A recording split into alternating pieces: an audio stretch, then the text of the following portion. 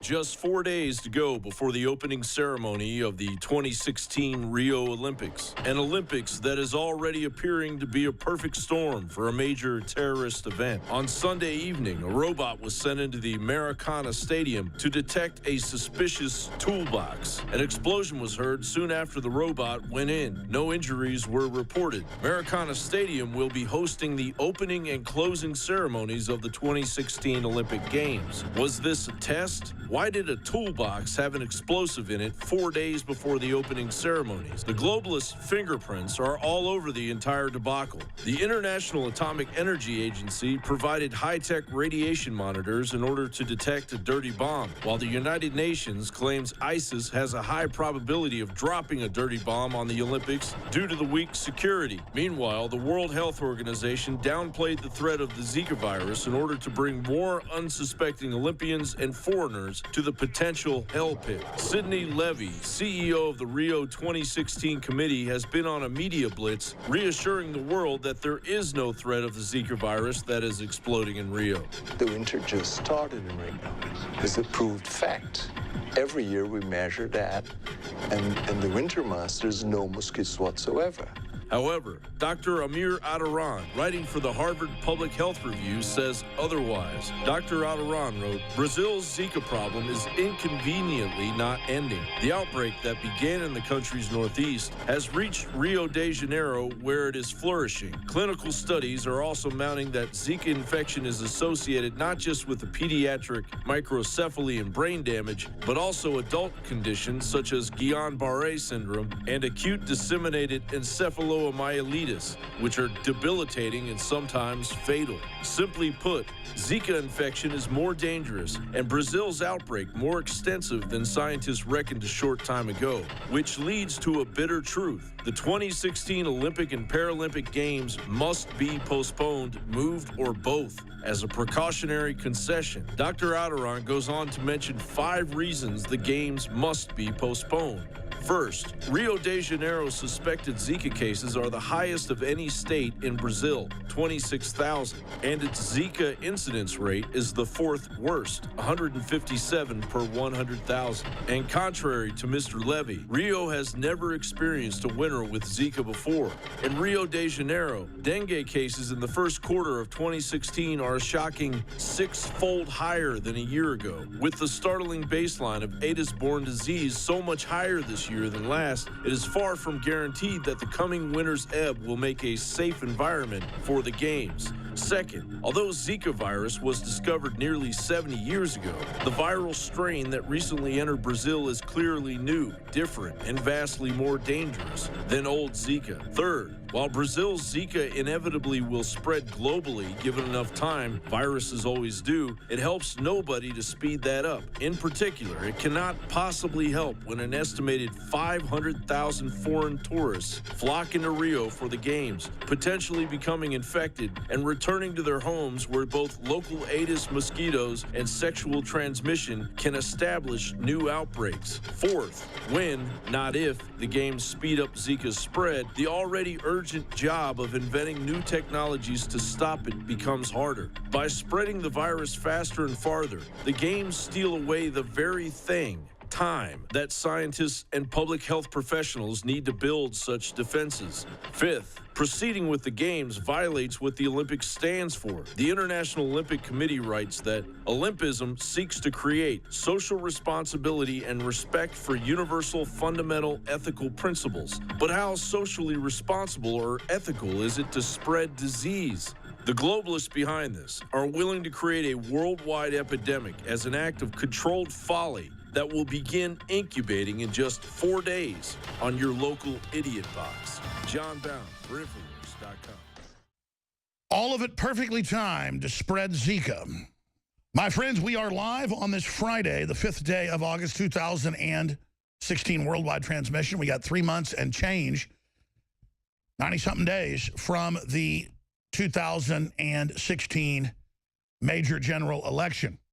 And so much stands in the balance. We're talking about upwards of 3, 4, maybe even 5 Supreme Court justices. We're talking about the Trans-Pacific Partnership that the bipartisan Republicans and Democrats say they're going to foist upon us, even though we're not allowed to read it. and so much more. Obama has been acting outside of law, opening up our borders. Hillary admits she's coming after our guns. She's also come out in a new speech and said she does plan to raise taxes on the middle class. It's incredible. It's an incredible time to be alive. And then we've got Khan going on international Islamic television saying Allah is tripping up Mr. Trump.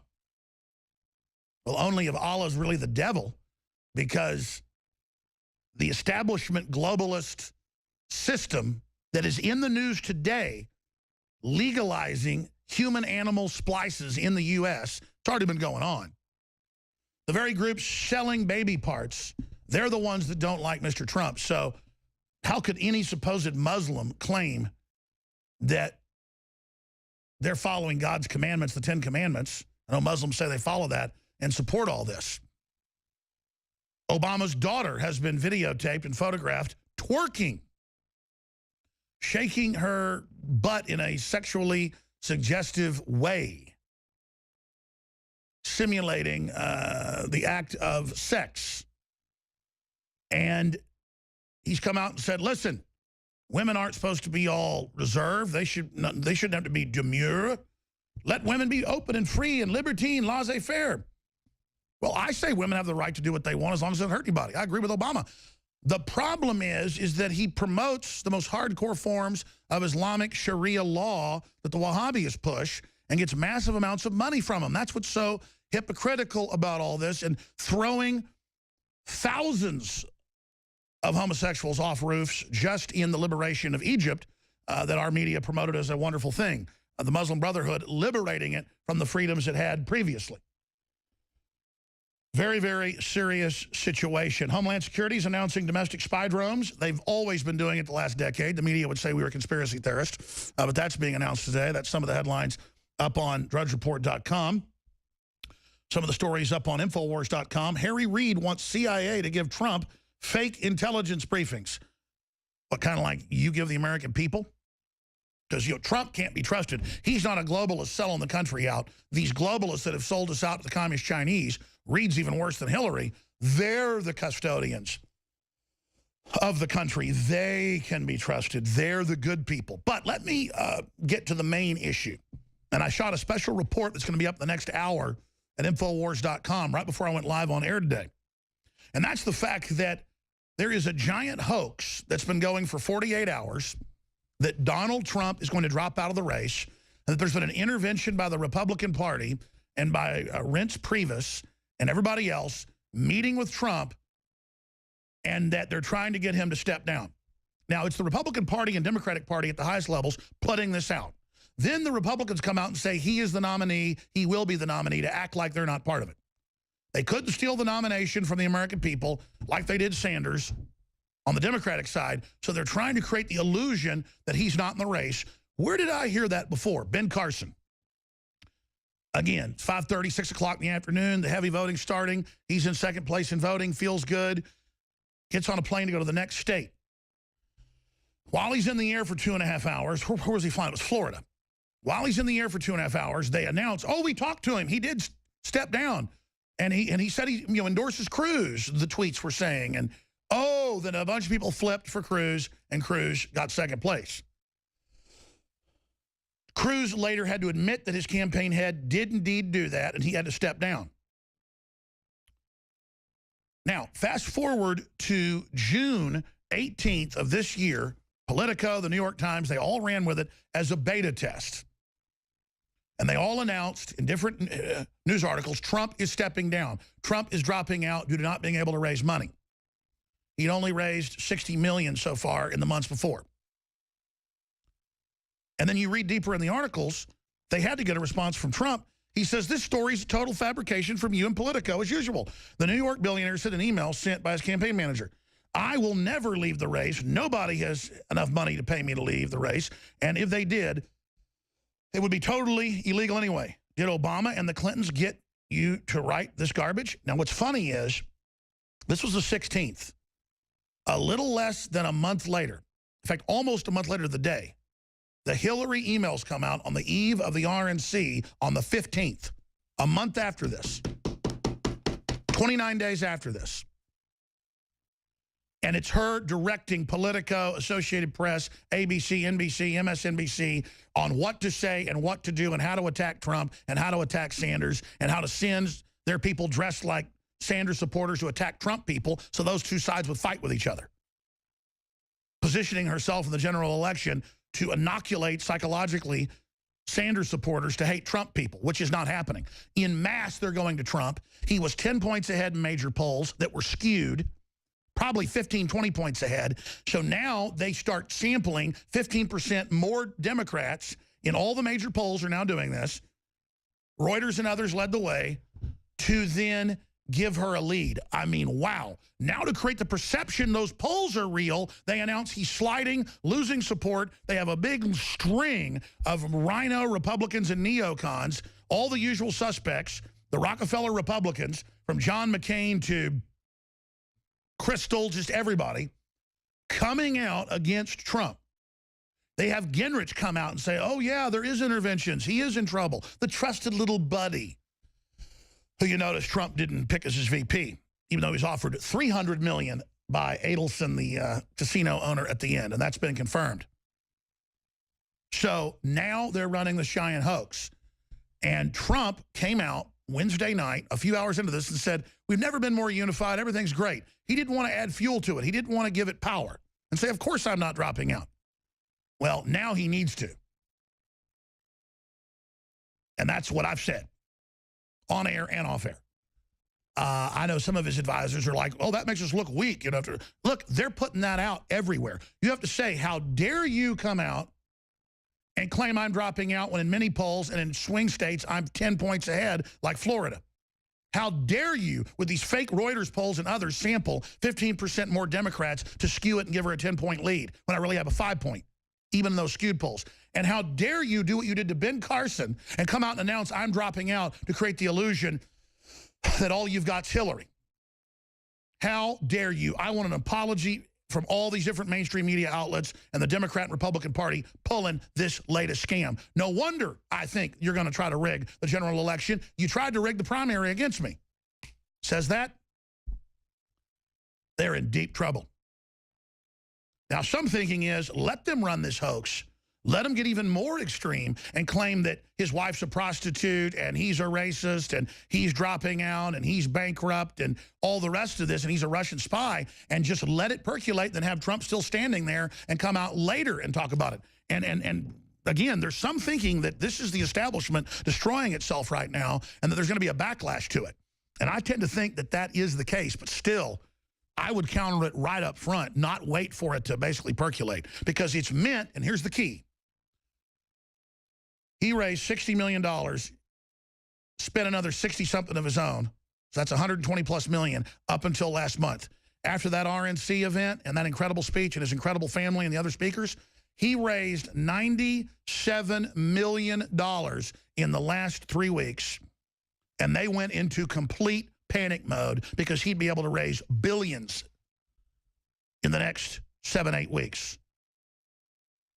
He's proven that he can go outside the system and do it. He's incredible. What a maverick. And so that's why they are in conniption fit deception mode right now. So people keep saying, where's Donald Trump's statement? When they first floated it, and believe me, Politico is the heart of the system now with disinfo. When they first floated this, he said, this story is a total fabrication from you and Politico as usual. The New York billionaire said in an email sent by the campaign manager, I will never leave the race. Nobody has enough money to pay me to leave the race. And if they did, it would be totally illegal. Did Obama and the Clintons get you to write this garbage? And of course, we got the emails 1 month later on the eve of the RNC that indeed this was the case. So there is Trump's response back to the future. And they're going to continue to push this. They're going to continue to put out outrageous stuff. Remember, they put out that he raped a 16-year-old girl in Houston and it was all a made-up name and a made-up person? We told you here first it was made up. 2 days before the media had to put in the back of the paper, okay, that was a fake name, a fake lawsuit. I could go down and file a fake lawsuit, pro se, at the Travis County Courthouse in Austin, Texas, by Easter Bunny Jones and claim that Donald Trump raped me while riding a purple rhinoceros. Now, it's totally not true. But it doesn't matter. The mainstream media would probably go with it if I made it sound more realistic and I said my name was, say, you know, Will Smith. And, you know, Donald Trump did something to me. They would run with it because this is what they're doing. And I've never seen anything like it. It's incredible. And it shows how desperate these globalist criminals are that have hijacked their nation, that they're doing this. When we return, remember about a week and a half ago, I got up here on air. Well, it was less than that. It was Saturday. And I put out the emergency message to Trump about how they tried to steal it from him, but he had a landslide, so they couldn't stop him. They did steal it from Sanders, and how they got all these illegals voting, and how they're allowing him to register to vote, and he needs to make a big issue out of that. And, of course, he did, because he already sees what I see. And they had a conniption fit over that. But let me tell you, he knows what he's doing. We'll talk about it when we come back. All right, we are obviously going to be putting out more special reports documenting the fact that there has been organized crime against this country. There are federal and state election laws that say one person, one vote. There's the Civil Rights Act and so many other serious laws in play that it is, on average, a very serious felony to steal someone's vote or imply they're voting, but then to misdirect them or to not accept that vote. And I don't need the constitutional lawyers to know that, but we're actually going to be interviewing them and putting reports together and showing this to everybody. Delegates on horseback used to be pledged, then they would ride in and they would vote for who they had pledged. That's the way this system works. In a modern sense, they have changed the rules to claim that they can disregard the popular vote. But that wasn't until 1972 for the Democrats, 1976 for the Republicans. And I know for an audience, you already know this. I know I've hammered this, but the general public still doesn't understand this. And they still don't understand what happened in 10 major states that he won by landslides. In other states, they were engaged in election fraud against Sanders and stole it from him as well, because you'd have exit polls showing 10, 15% more for Sanders, but Hillary still won. That's unprecedented. How Hillary Clinton clinched the nomination on a day nobody voted. And then Zero Hedge links to the Associated Press, the New York Daily News, and others, where they met the night before at the rich donor's house with the AP and others, and then they decided how she would win and what numbers to put out the next day. And some decided to be Bernie people. So, you know, there'd be percentages. Isn't that cute? Like a little tea party, musical chairs. So Obama comes out. In fact, I'm going to play that clip first. In a press conference yesterday and says, you know what? Trump's wrong that we have rigged elections. That's funny. That doesn't happen. That's a conspiracy theory. Local governments and local media and local communities, because he knows full well how it works. It was called Voter News Services till the mid-90s over lawsuits. It was owned by the Associated Press, which itself has been controlled by the CIA since the 40s, late 40s. And they will take the different conglomerates, and then they will announce who wins. And they've been caught stealing elections over and over and over again in key swing states. Remember 1996, what happened in Arizona? The exit polls all showed Buchanan with massive triple-digit, and by triple-digit I mean not 10, not 20, but 30-plus percentage points. So this is what we're dealing with. And I have been sitting here watching it for 25 years from the grassroots level. 25 years ago, I was at the election center downtown in Austin, Texas, watching election fraud, experiencing it with my own eyeballs, with Pat Buchanan getting 70, 80% of the vote in the Republican primary. And on the nightly news, he didn't even get 10%. I remember staying up till midnight. And there it was, Buchanan with nothing.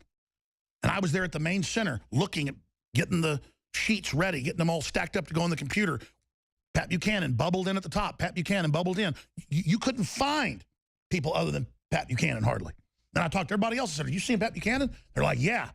You stick it in the computer, it goes on a computer tape, and by the time it came out, it was something else. And then he wants to get up here and act like this is crazy, this is bizarre, this is weird. Here is the president being forced to respond. See, this is how Trump is changing the narrative.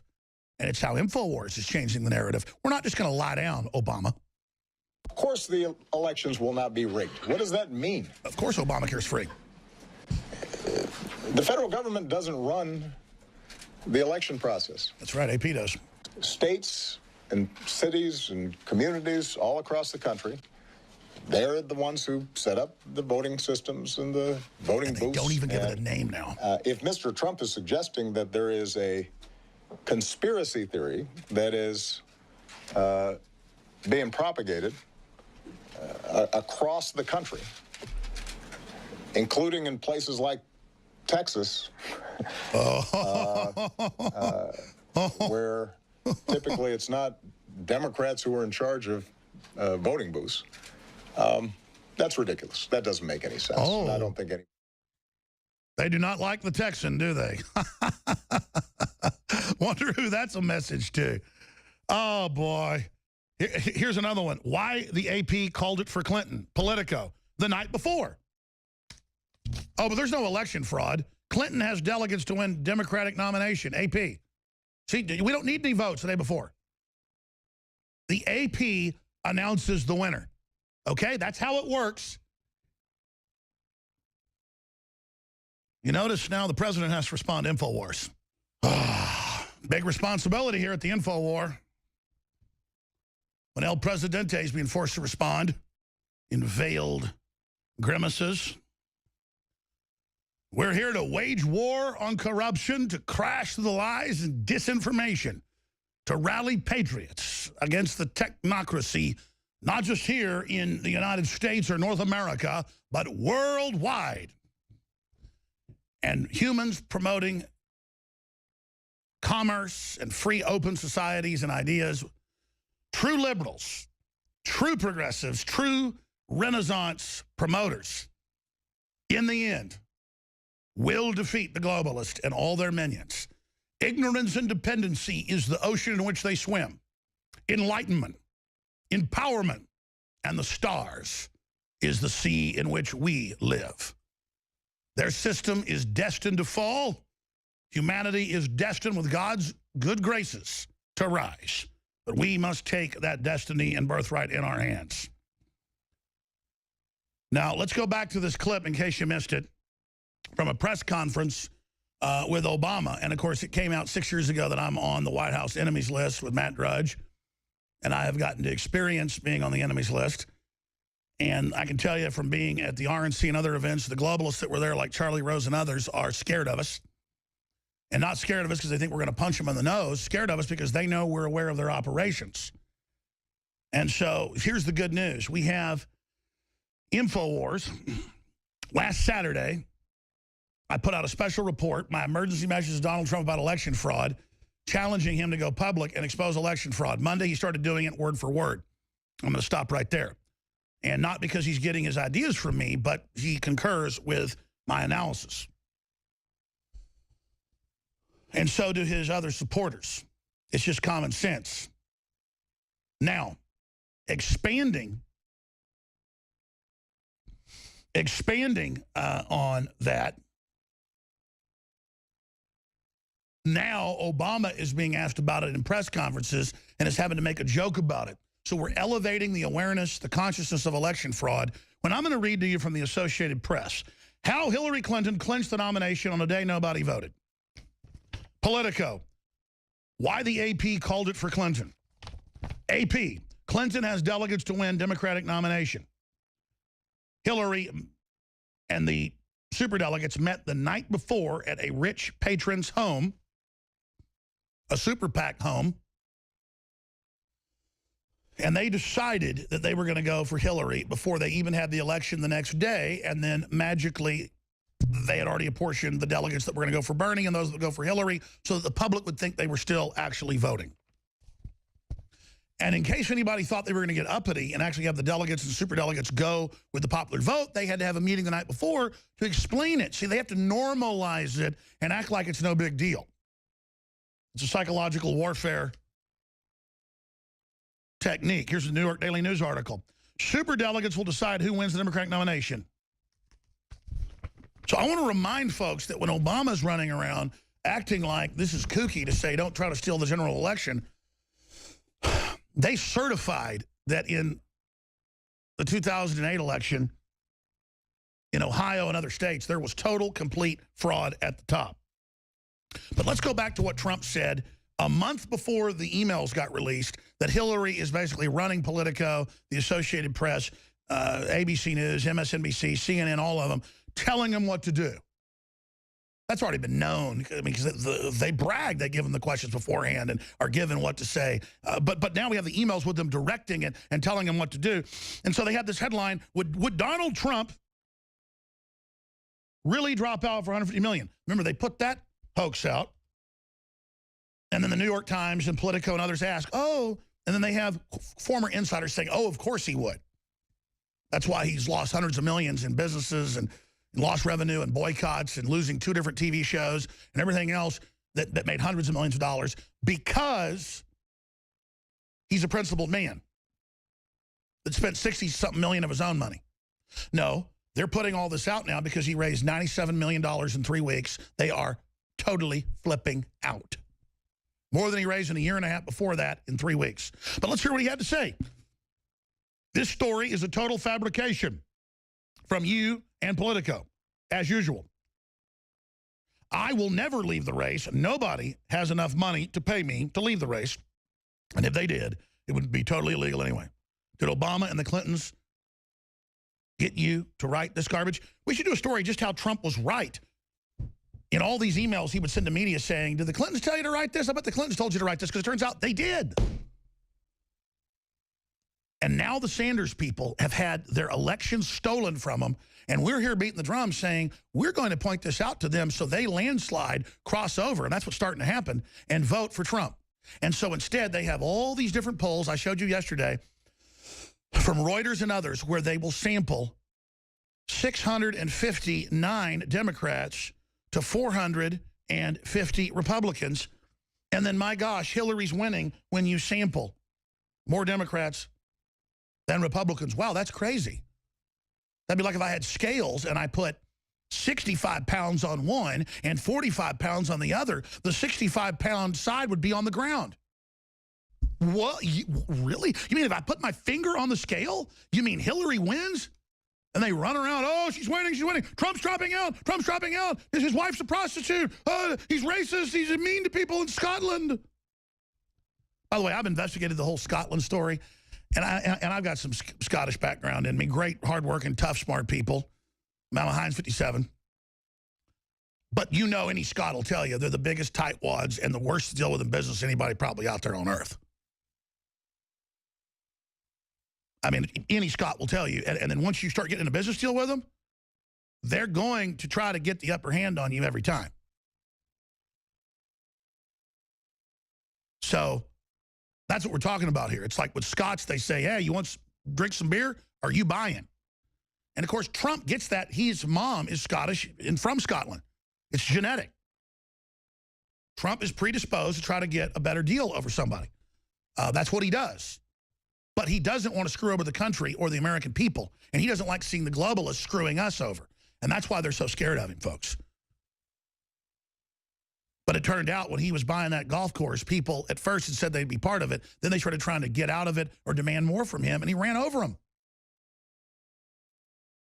Now, I'm not defending the way eminent domain was handled in every case. But the point is, at least they weren't just taking land to give it to globalists, to give it to some Chinese, uranium mine or something. He was building a hotel, building a golf course for people in that area. But it doesn't matter. Is he a communist Chinese agent? No. Did he give weapons to Al-Qaeda and ISIS? No. Is he trying to shut down the free speech and take our Second Amendment? No. And the big news is we now have Obama having to respond to this. This is so good because there's going to be exit poll watchers. There's going to be coverage. In other elections, when exit polls and local precincts are saying one thing, but then they'll announce a state, all of a sudden on Fox, CNN, you name it, oh, the numbers are in. They're projecting. The Associated Press is projecting. Or state officials are projecting a Barack Obama win 2012. And then you go burrow into those areas and you look and it doesn't match up. But by then, dun, dun, dun, dun, yes, Obama reelected. 8 million more people vote, but Mitt Romney gets less votes. You really believe Mitt Romney was less popular than John McCain? Think about that. So let's go ahead and go into that briar patch. There's another headline. Perfect end to Democratic primary. Anonymous superdelegates declare winner through the media, through the Associated Press. And that was on June 7th. You understand? You get up in the morning, you hear Hillary's won before you even vote. And then Obama wants to sit there when he clearly stole the 2012 election. And by the way, Trump tweeted and wrote letters the day after saying this is clearly fraud. There's no way there were 8 million more votes in the general election and then Mitt Romney got less. They stole it from him.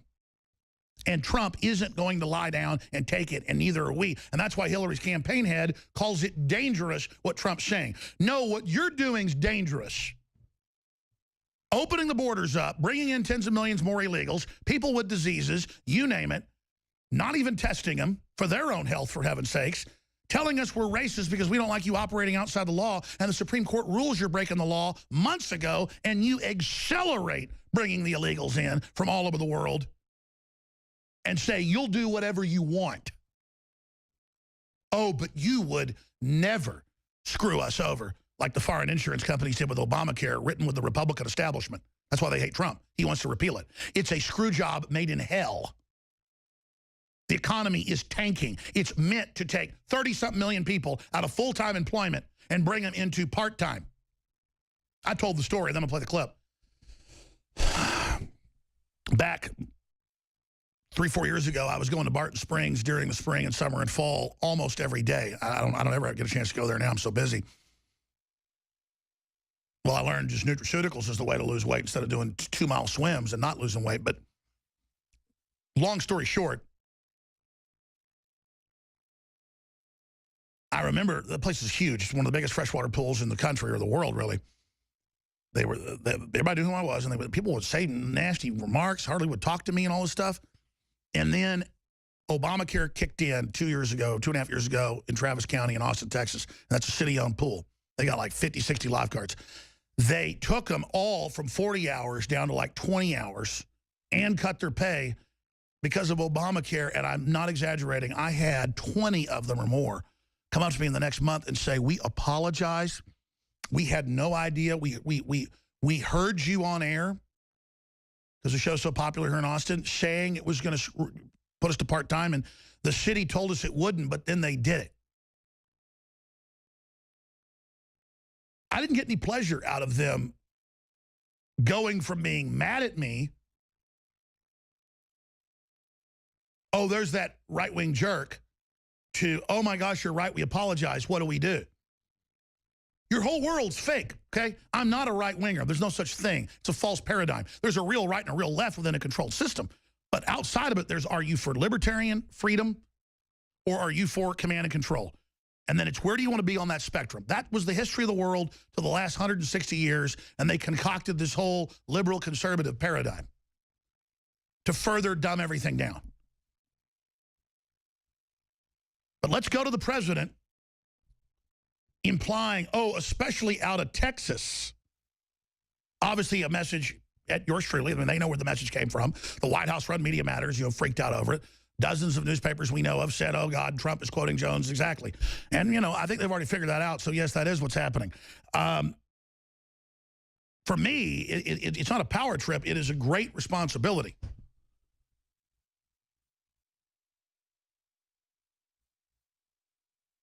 Because we're dealing with serious criminals here. I mean, they will obviously plan to come after me even more, especially if Hillary's victorious or if Hillary loses. She'll even be more vindictive. I've talked to some experts in international security services, and they say undoubtedly they'd be worried, actually, if she loses. Not if she wins, but I've just got to do this. And InfoWars in 21 years on air is a testament to where you can go and what you can do. Even though we're this unnamed enemy, we would put out reports about the carbon taxes, and now they want to shut down power plants to bankrupt states, and they would get picked up by Drudge and go viral. And then they would have the White House come out and say, that guy in Texas is a conspiracy theorist. We don't want carbon taxes. Well, everybody knows they do. So I'm the guy in Texas who's the conspiracy theorist. No, I'm the guy in Texas that knows what I'm talking about.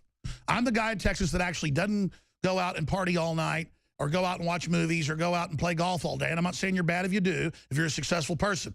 The point is most people do the minimum amount of work they can, not me. I'm obsessed with this. I know what I'm talking about. I've proven I do. And they're even more horrified that Donald Trump listens to me and others. Well, we're the opposition to the New World Order. We've done the research. We're not just here making up something we want to believe. We're immersed in the data, immersed in the facts. And now it's up to the listeners of this broadcast to get the word out. This is a hoax that he's dropping out.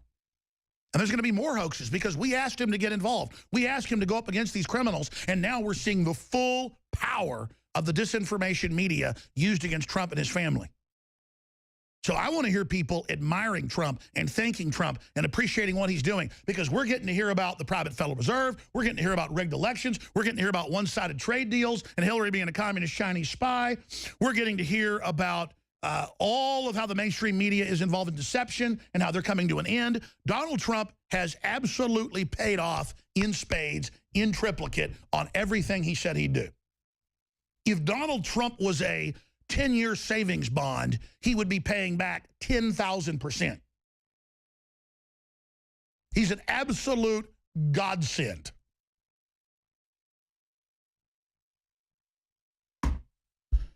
And that's why they're so scared of him. Now, let's go ahead and go to Obama responding to Trump and InfoWars, particularly, and you know that came out of Texas. The right-wingers down there. Oh, yes. The evil people that exposed the 2000 election as a fraud to Al Gore. I don't like Al Gore, but the fact is he did win. They did engage in manipulation. But we're seeing even bigger fraud now by the other side. And the Republican establishment that stole that election is now trying to block Trump. Everyone must vote for Trump. Here's the clip. Of course the elections will not be rigged. What does that mean? What does it mean? The federal government doesn't run the election process. That's right, the AP does. States and cities and communities all across the country, they're the ones who set up the voting systems and the voting booths. And if Mr. Trump is suggesting that there is a conspiracy theory that is being propagated across the country, including in places like Texas,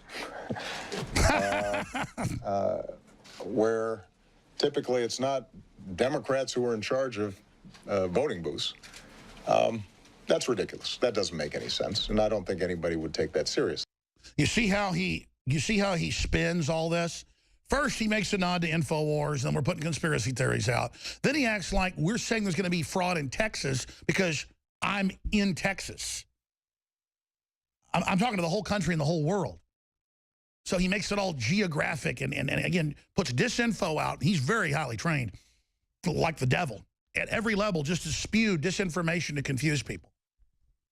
Like, hey, that's a Republican state. Who's claiming there's going to be election fraud there? Well, they are eyeing on stealing in Texas. Because they know Trump's got such a landslide in Florida, he's going to get it. He might even win battleground states like Pennsylvania. He's got Ohio, unless there's total fraud.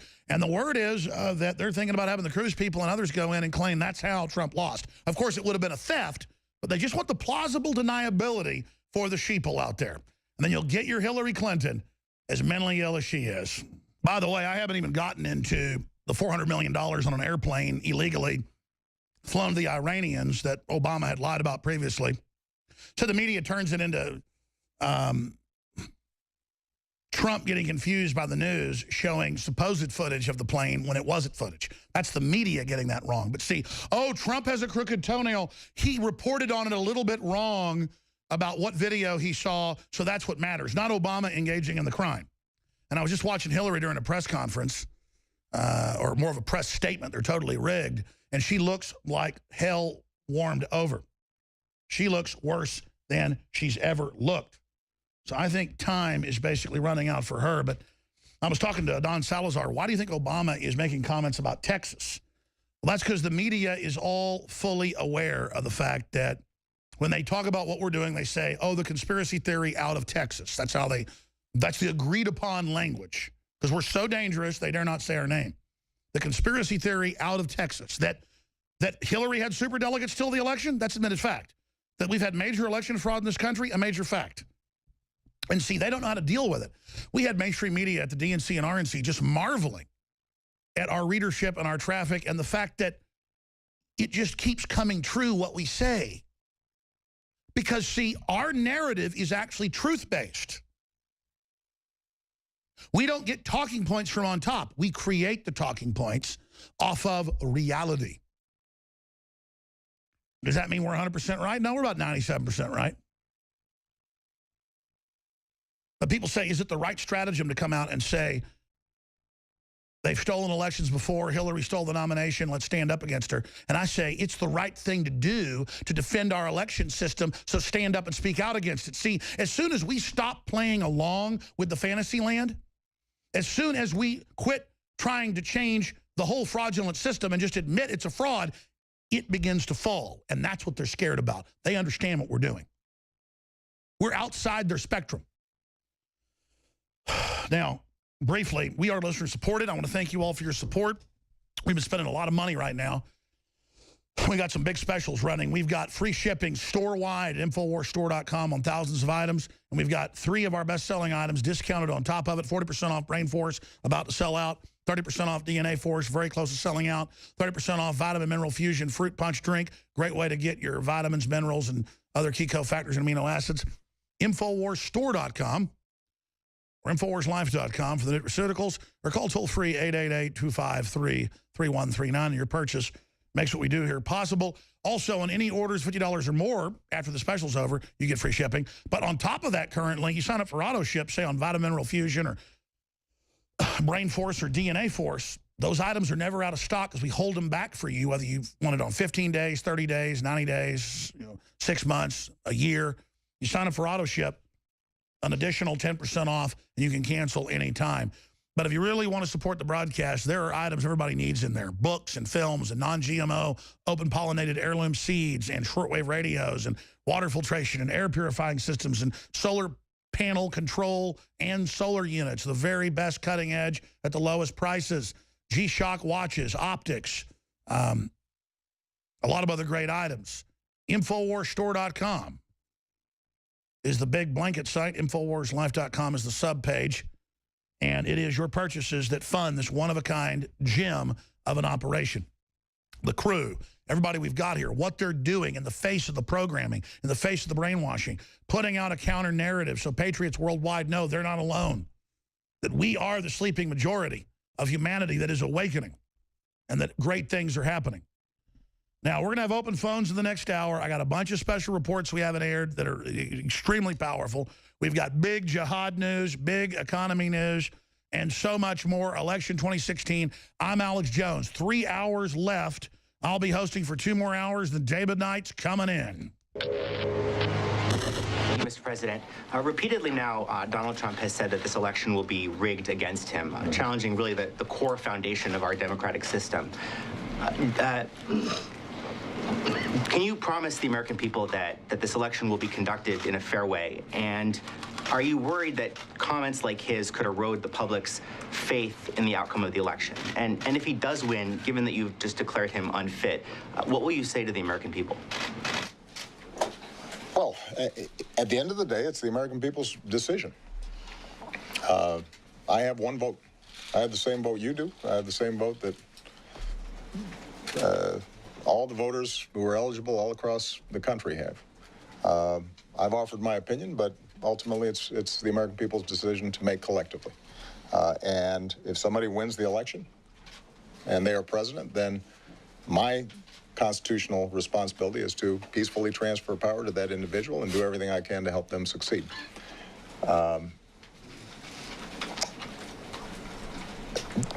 It is... I don't even really know where to start on answering this question. Of course the elections will not be rigged. What does that mean? The federal government doesn't run the election process. States and cities and communities all across the country they're the ones who set up the voting systems and the voting booths. And if Mr. Trump is suggesting that there is a conspiracy theory that is being propagated across the country, including in places like Texas,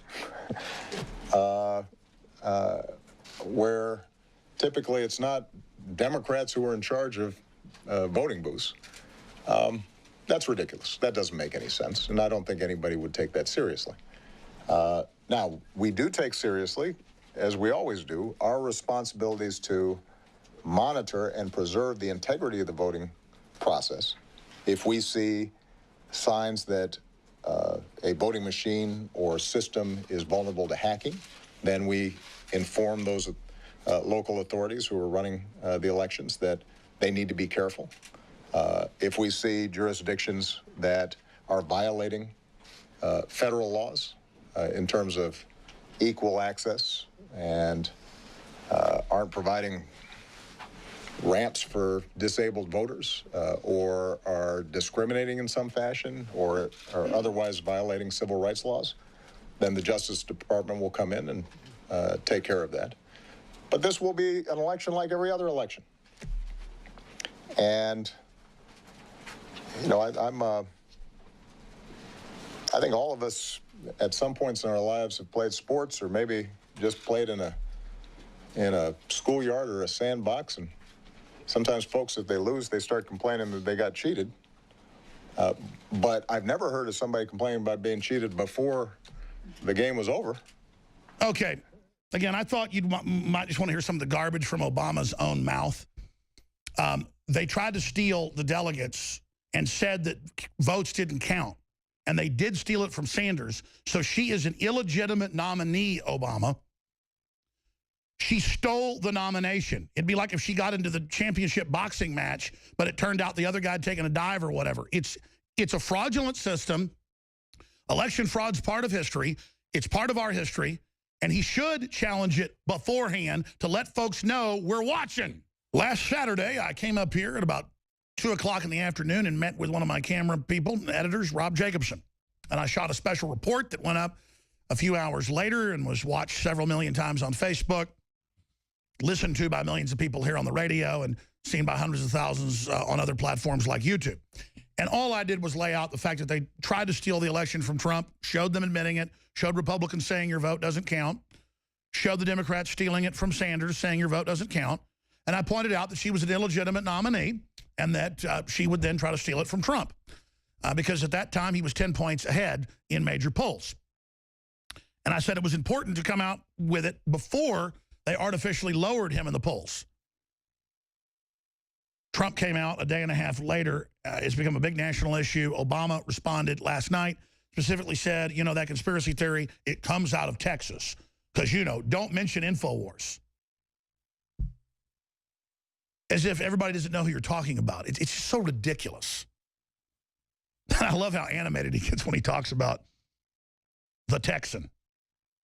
Because they cannot stand the fact that they don't control the narrative. It's like when they ordered Robert Gibbs as press secretary to get up on TV for 3 years and say, there is no drone program. There is no assassination program when it was admitted and public years before. Vladimir Putin has come out and talked about the superdelegates on CNN, foreign CNN panels.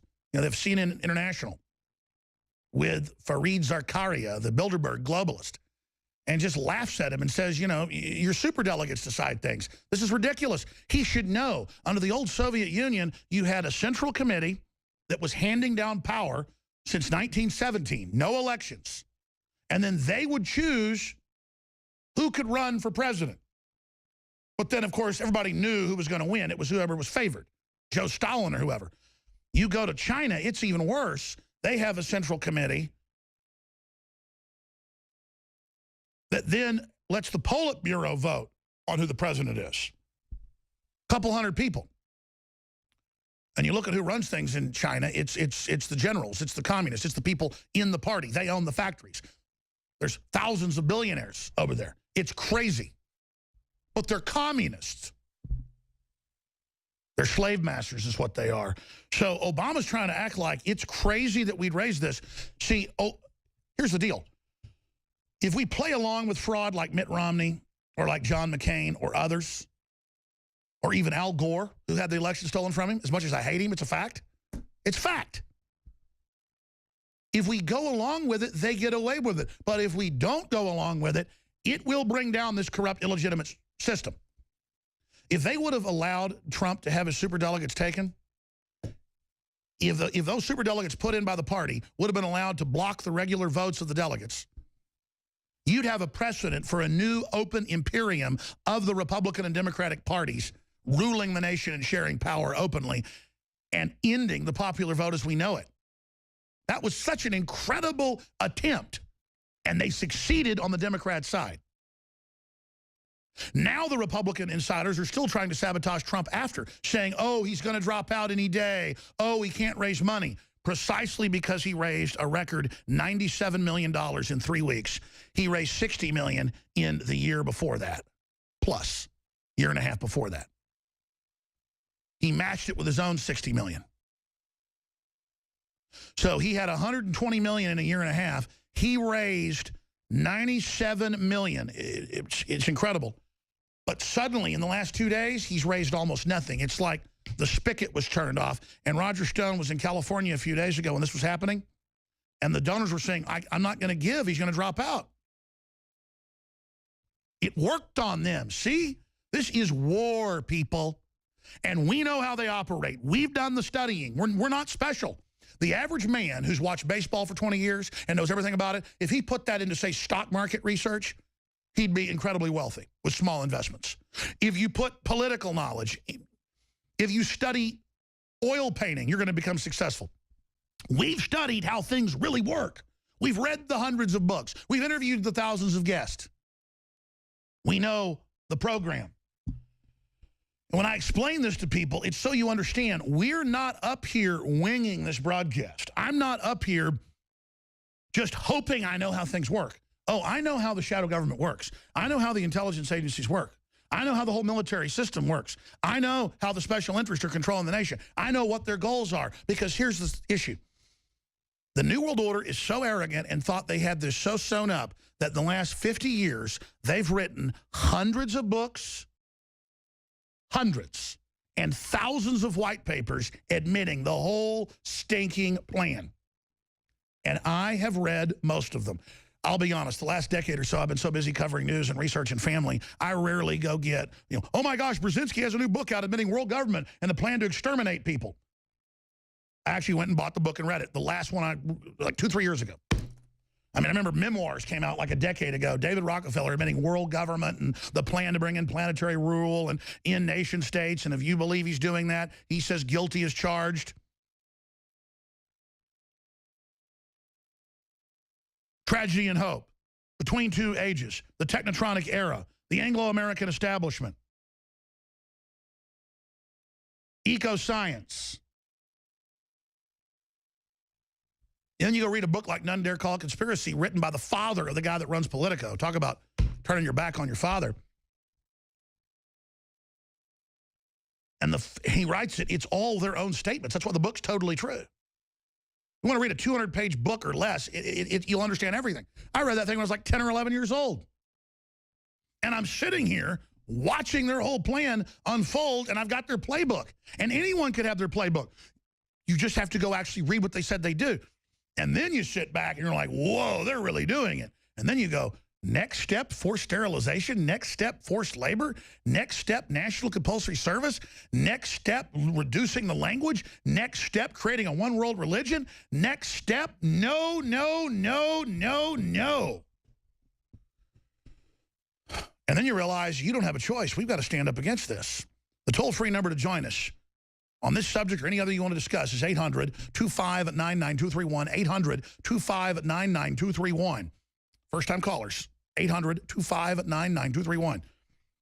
William Benny's going to pop in for 30 minutes, former technical leader of the National Security Agency, to elaborate on his statement that they've got all of Hillary's emails. That's been big national news. We're going to have an in-depth discussion of it coming up in T-minus 45 minutes.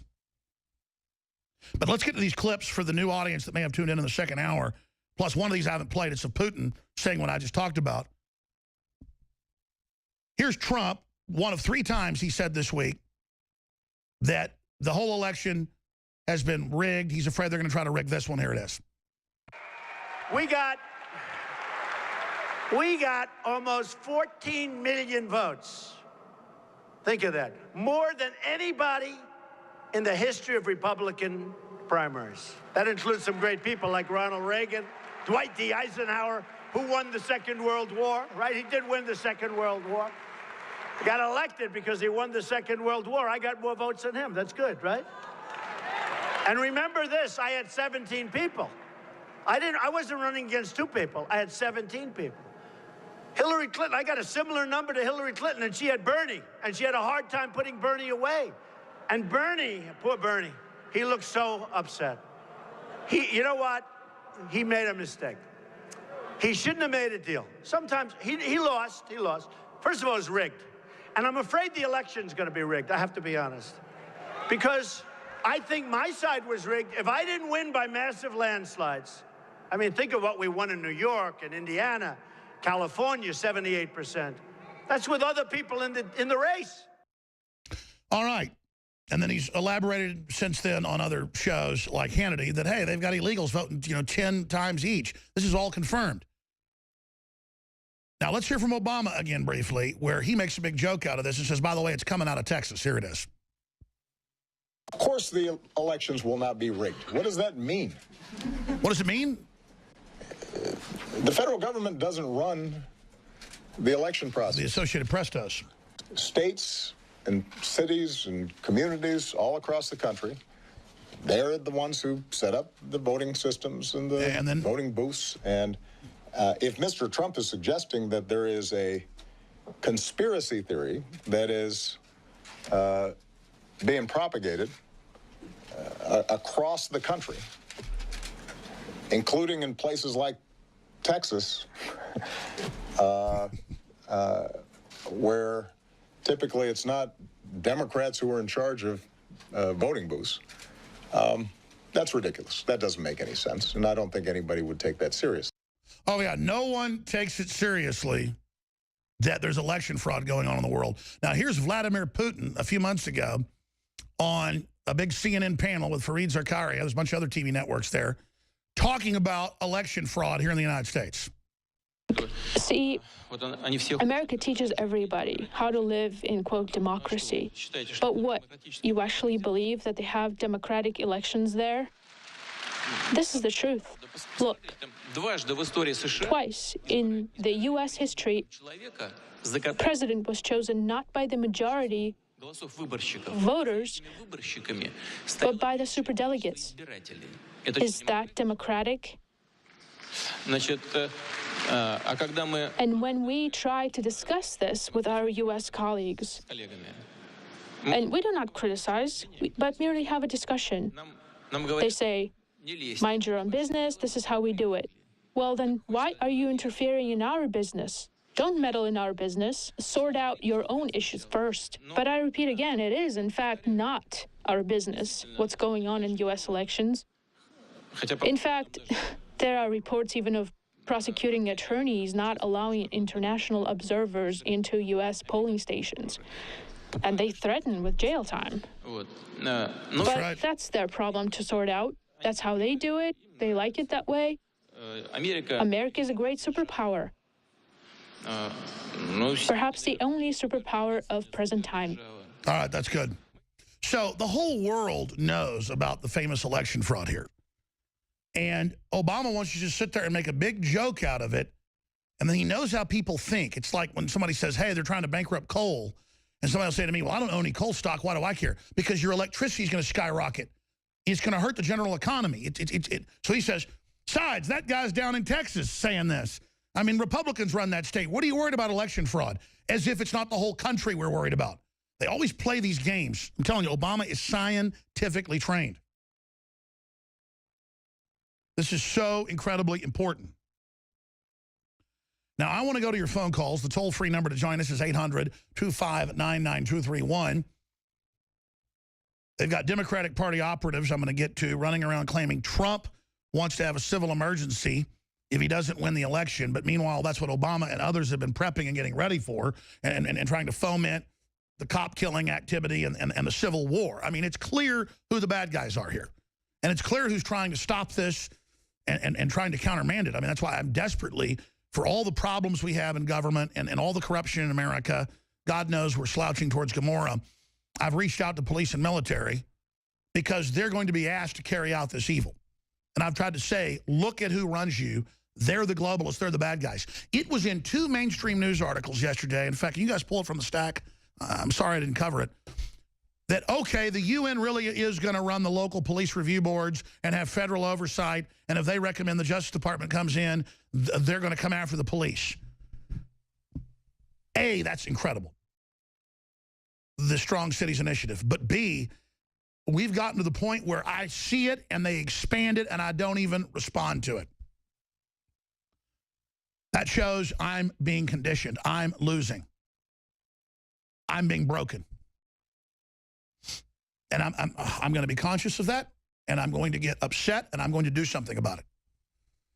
I mean, I'll tell you, I have had so much energy lately. I have been bouncing off the walls because this is history. And then to have the responsibility to know that we really do have millions and millions of new viewers and listeners that are coming through every day, and that people now are listening, and that world leaders are listening, and that we're having an effect. If folks just duplicate our system of research, it's game over for the New World Order. It is. See, I'm the opposite of talk show hosts who are like, hey, that's my material, or hey, give me attention for that, or cover what I'm doing, or I don't want you to go on that show. I'm about beating the New World Order. I'm about trying to educate people to understand what's going on. The globalists want to keep you in the dark and keep you stupid because they're parasites.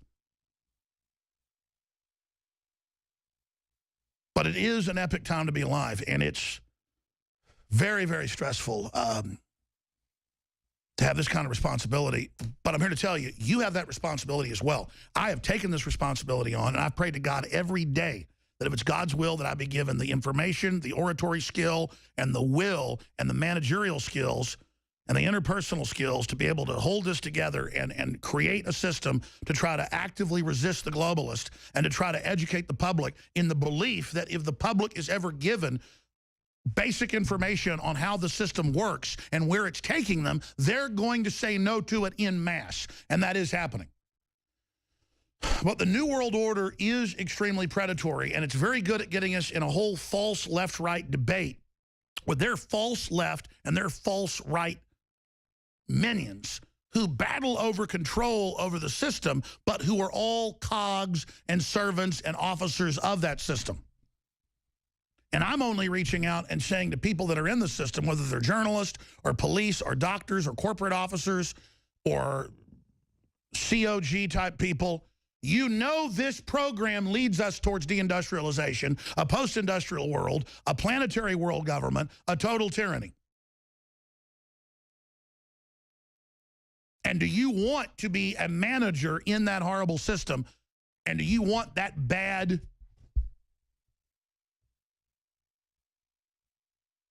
spiritual behavior on you?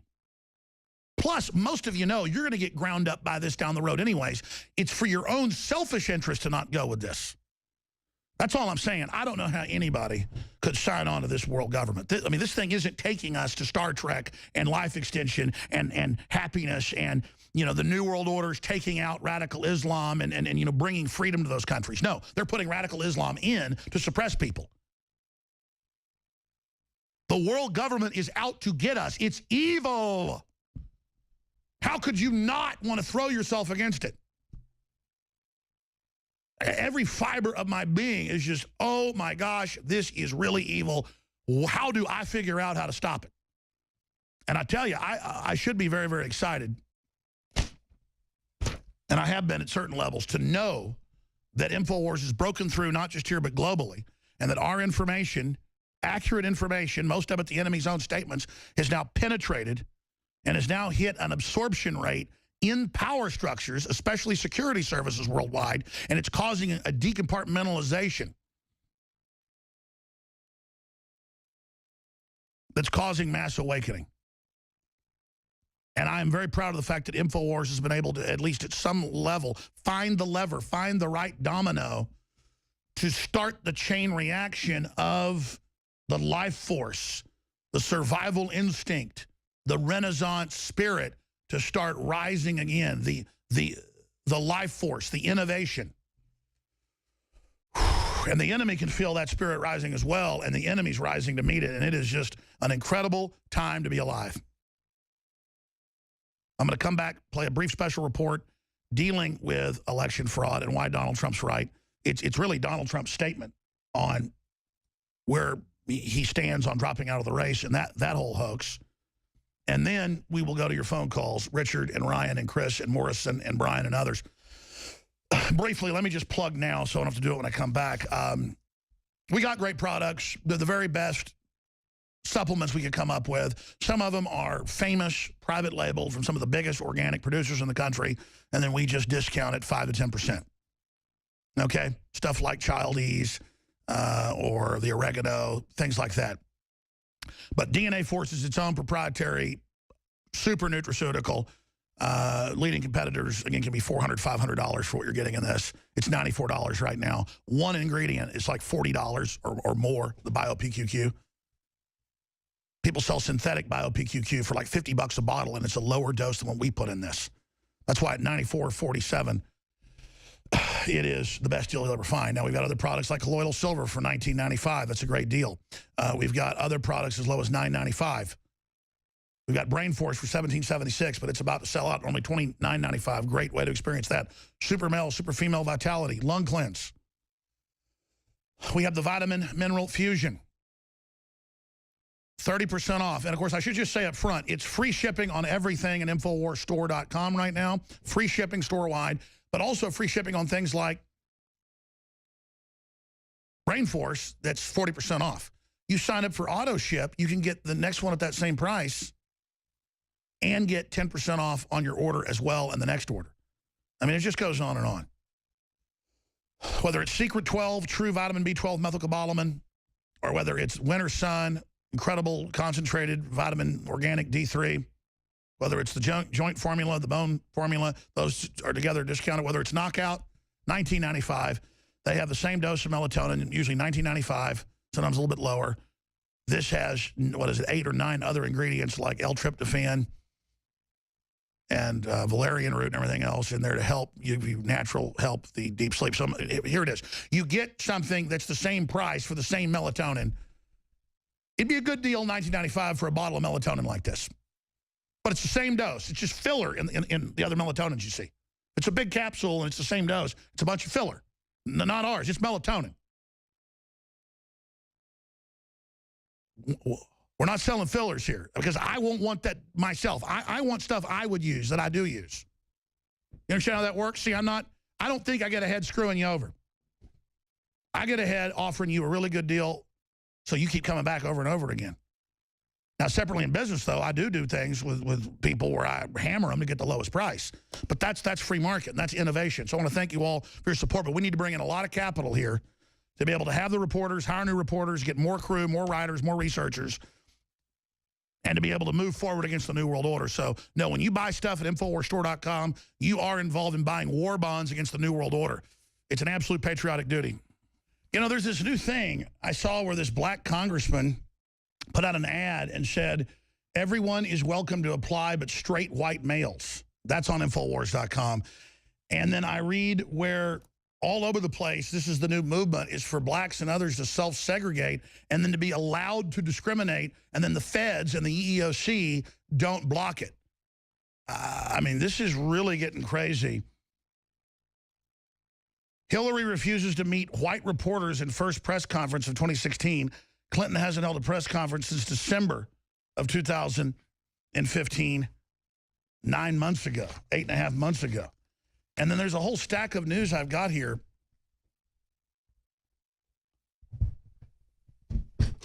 With similar stuff going on. It's just crazy. And again, it's invoking classical racist behavior. But on the side of minorities, but it's directed by the weirdo Democratic Party that always ran race-based politics in this country before. And you can really see the sophisticated double cross they've engaged in. And of course, the people engaging in race behavior aren't going to go anywhere with it. It's not going to help them. It's just going to create more and more balkanization in this country. It's so incredibly cold-blooded.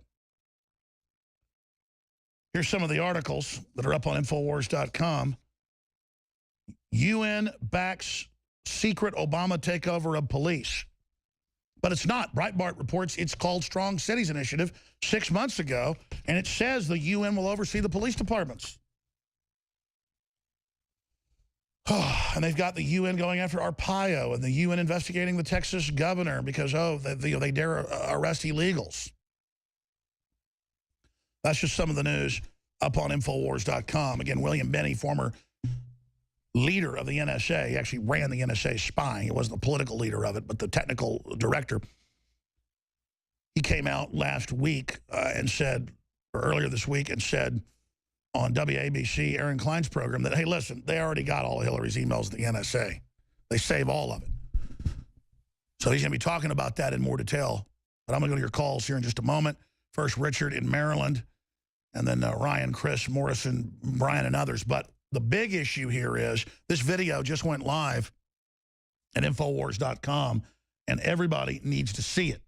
Everybody needs to understand it, because they're saying Trump hasn't responded to the 2 days of them claiming he's dropped out. And the truth is, he did respond 2 nights ago saying the campaign's never been more unified. And he responded earlier when they were saying it, that it was preposterous and ridiculous. But I do think we need to see a strong reaction from him to talk about why they're doing it, just like saying Ben Carson dropped out, and tie it into the fake Reuters polls sampling 15% more Hillary, so folks understand they're rigging everything, and he's absolutely on target to say he thinks they're going to try to rig the general election. And you talk about it beforehand, so there's sunshine and light on it so that they can't steal it as easily. Here's that special report. In the history of U.S. politics, we have never seen more dirty tricks in an election season than we're now seeing in 2015, 2016. We witnessed Bernie Sanders win more than 10 states, including California and New Hampshire, and defeat Hillary soundly, and the superdelegates simply stepped in and said the popular vote doesn't count. The Republican Party tried it with Donald Trump, but he won in such landslides and didn't stand down and didn't go along with it. He didn't accept the theft of our electoral system in this country, and so he became the nominee. Now, the very same Republican establishment with the Democrats has been putting out for 2 days the lying rumor that Donald Trump is going to drop out and that Donald Trump is in all this trouble. I've talked to the inside sources, and my instincts were right about why this is happening. He raised $97 million in just a month and scared the hell out of them. Almost all of it grassroots donations. This is so historical. So they're putting out that he's dropping out, just like in Iowa when Ben Carson was going to beat the establishment Republican Ted Cruz. As soon as Carson's plane took off that afternoon, they went on TV and said, Carson says he's quitting. Vote for Ted Cruz now. And Ted Cruz came in second in Iowa. This is a much bigger scandal than that. And so I want to play a clip here of Trump 2 nights ago in Daytona, Florida, saying our campaign's never been better, we're doing great. Because he thought he didn't have to respond that hard to a pure lie because he'd already responded to it in the past in June. So I just want to tell you the campaign is doing really well. It's never been so well united. We started on June 16th. I would say right now it's the best in terms of being united that it's been since we began. We're doing incredibly well. We're leading in the state of Florida. You saw the poll. We're leading in Ohio. You have Bernie Sanders. People are going to be voting for Trump. Something just came in. They like Trump. They like Trump. But more important than his statement 2 nights ago is this Politico article that we'll show you some close-ups of back in June of this year on the 18th. Would Donald Trump really drop out for $150 million? And they admit they just pulled it out of the air. They just made it up as if he would do that for money when he's lost hundreds of millions of dollars in boycotts and all the rest of it and TV deals he's lost. Deep in the article, they let Trump respond via email. This story is a total fabrication from you and Politico as usual. The New York billionaire sent an email sent by his campaign manager. I will never leave the race. Quote, I will never leave the race. I will never leave the race. Nobody has enough money to pay me to leave the race, and if they did, it would be totally illegal. Did Obama and the Clintons get you to write this garbage? Donald Trump. So they're now all over the news 2 days into this. This huge rollout. Number one story everywhere. Donald Trump's dropping out. Will he drop out? The Republicans are making him drop out. His sons don't like him. His campaign managers don't like him. He's crazy. It's all made up. Meanwhile, Hillary's stumbling around, acting like she's having seizures in public. Reportedly has brain damage. That's even been in mainstream news. Uma Abedin admits that she doesn't know who she is part of the time and gets totally confused.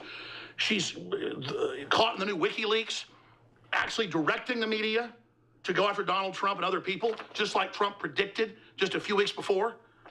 This is amazing. They know the new WikiLeaks is coming out. Our sources have confirmed it's the Benghazi info with her directing weapons and ordering generals to stand down and to ship weapons to al-Qaeda, also known as ISIS. That's why they're panicking. That's why they want to create the illusion that he's a candidate you can't have and that he's dropped out of the race like Ben Carson. This is a hoax. This is a fraud. So you'll be hearing from Donald Trump, guaranteed, responding to this very, very soon. He's already responded to it multiple times, just like the whole made-up KKK garbage and David Duke.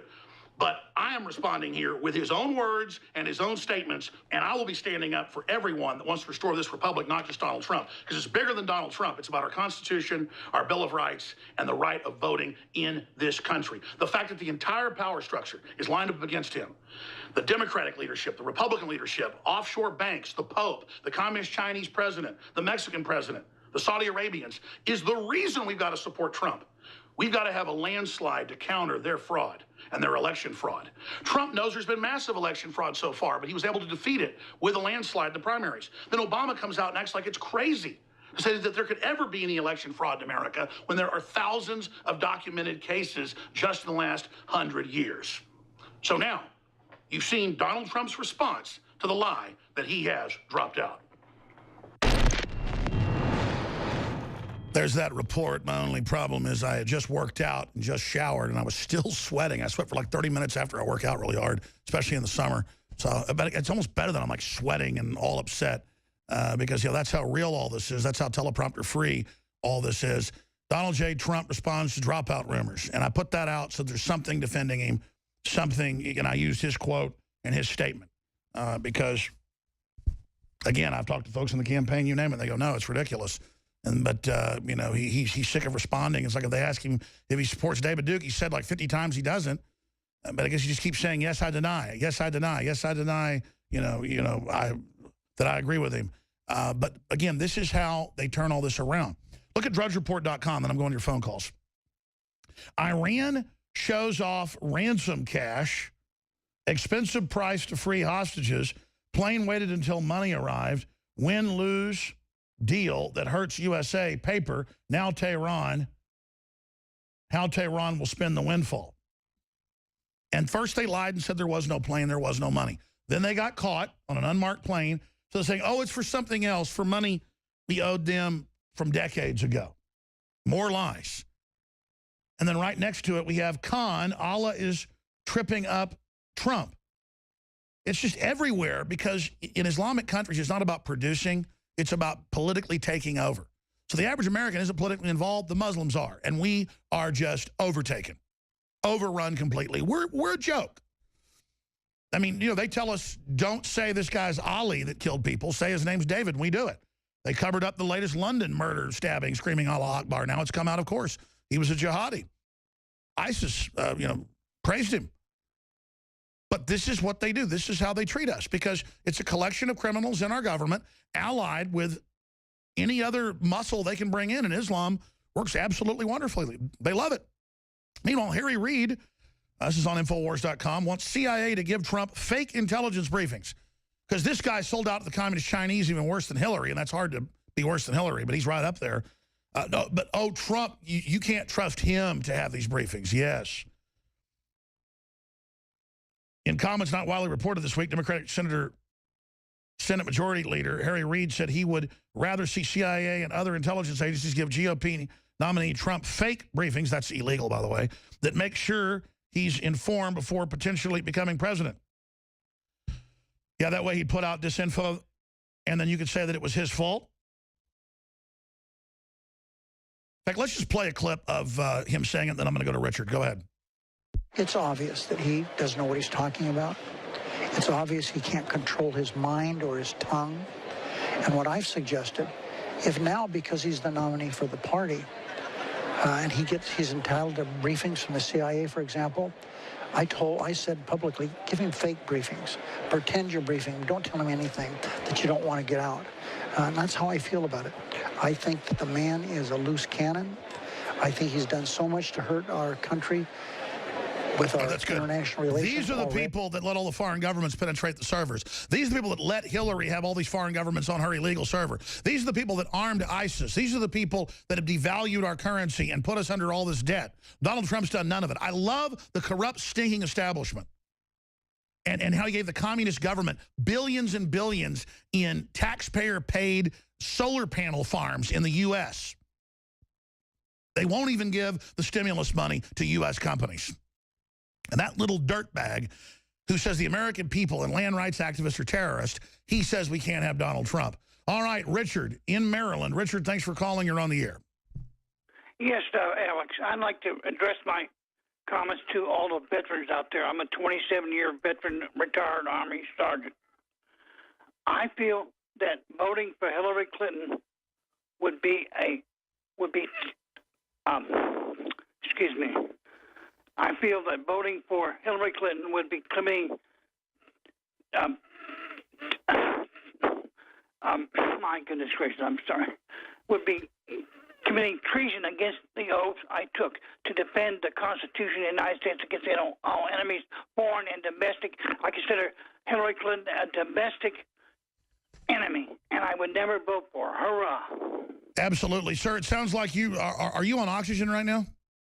No, sir. I'm just hyped up. I understand. I get hyped up, too, and angry. I mean, it really is crazy to watch them invert reality and claim Trump's some type of Russian agent or that you can't give him a CIA briefing when the law says he's supposed to as the nominee. I mean, how would you not do that? I mean, he's done nothing to hurt this country. They're the ones that have hurt this country. Trump all the way, sir. God bless you. I appreciate your call, Richard. Thanks for holding to talk about that. Look, there's going to be a landslide for Trump. They just may try to steal it. They're already fixing the polls, folks. Okay, that's so clear. We've never seen such rigging. And he's right to say no to it. We may beat it because of that. It's our only hope. Let's go to Morrison on the phone from Missouri. Go ahead, Morrison. Hey, love you, Alex. How you doing? Good, brother. Good. Hey, I just wanted to call in. There was a guy that called in last week, and I thought he had a great idea. Ron Paul, the blimp, if you remember back in 2007, he had that blimp. Who is Ron Paul? Google Ron Paul. I thought that was one of the most effective political ads that I'd ever seen. And I know that you said that you would like to get into blimps. They're very expensive, but you're working on the money to come up with that. Well, there's only a couple companies that have them, and they're big multinationals. And when we called one company that does it, they were the same one with the aircraft. They said no once they learned it was Hillary for prison. So that's the type of censorship that goes on and the control out there. But I think Trump has punched through overall with his message and doesn't need a blimp. I do think messages with aircraft targeted are important. But I think larger than that is the listeners and patriots in general sending out articles, sending out videos that counter what the establishment enemy media is doing. I think that's where the real battle's happening. Yeah, the guy that called in last week, I thought he had a brilliant idea. He said, why not come up with a Hillary for prison bumper sticker? And I know that every time that I place an order, Alex, I've got dozens of them. Every time I place an order, you throw in 2 or 3 bumper stickers. Yes. I got them well deployed on my cars. I hand them out to friends. If they ask me where I got my Hillary for prison T-shirt, I give them a bumper sticker with Infowars.com. I know several people that have gone and bought them, but you can sell those for $1 a piece or buy a shirt, get a couple free bumper stickers. yard signs, hats, you know, those embroidered patches that people could sell on their jackets. I mean, sure, and then have that money go towards blimps or something? Yeah, but towards blimps or more, you know, more of the banners flying. You know, sure, I'll tell you this. I mean, look, just the bumper stickers, just the airplanes in a few cities. I think it's about 6 cities so far is the money we had that came in. Shook up the mainstream because people are responding to it. People know they're being lied to. People are looking for ways to come together. And so there are a lot of rich listeners out there. And they should take action and put out the blimps. They should put up the billboards. I mean, it's all of us doing this together, sticking our necks out that's going to save us. It's by not sticking our necks out that we're all going to get our heads politically chopped off. We got to hang together or hang separate. I appreciate your call. God bless you, Morrison. We're going to go to break and talk to James in Hawaii, Chris in North Carolina, Ryan in New York, Adam in Arizona, and others. Toll-free number to join us, 800-259-9231. Look, if I had the hundreds of thousands of dollars, because that's what a basic multi-city campaign does, I'd put a giant blimp up there. The problem is you go to the multinationals that have like the Goodyear blimp and stuff, and they just say, sorry, we're not going to let you do that because we love Hillary. All right, we're going to Hawaii. We're going to North Carolina here in just a moment. Please don't forget, I'm going to have to end the free shipping Sunday. So by next Monday, the free shipping store-wide is going to be over at InfoWarsStore.com. And we do have 3 of our best-selling nutraceuticals that are 40% off, 30% off, and 30% off. And you get additional 10% off when you sign up for auto ship. So that's potentially 50% off on things like Brain Force, 30% off on DNA Force. All right, going back to your calls, I just want you to know that Daria, who works here, speaks fluent Russian. And she's helped put out some of these super viral videos where you actually don't just see the words of what Putin's saying under him. But you actually, the closed captioning, you get to hear it in English. And she does a great translation, a very accurate translation from what I've heard from other Russian speakers who are also Americans. And so I've got the full speech coming up where Putin warns of World War III and says, don't you know we're in great danger? Because I was watching the full speech this weekend and had forgotten to play the full thing. It was my fault. She'd done the full translation. When I was up here working this weekend, I noticed that, and she pointed it out later in the week. And then we have some other very, very important clips we're going to play after William Benny leaves us. But right now, let's go ahead and go to Brian in the beautiful state of Hawaii. Go ahead, sir. Hi, thanks for fighting the good fight, you and your team. Thank you. I just have a brief statement. I think James Comey probably laid out, just like Perry Mason, step by step by step, why she should have been convicted. And I think he did it on purpose. That's my opinion. I've talked to a lot of patriots around the country. I think that he thought she would be tied up in court system till well after the election. I just wondered what your opinion was on that. Yeah, I got mad at him the first day, but I've been told by patriots that I know in government that, look, Comey really, believe me, knows what's going on. And the word is that they were threatening to bring down the whole Justice Department and that he was basically threatened with a bunch of blackmail to go after agents, not him.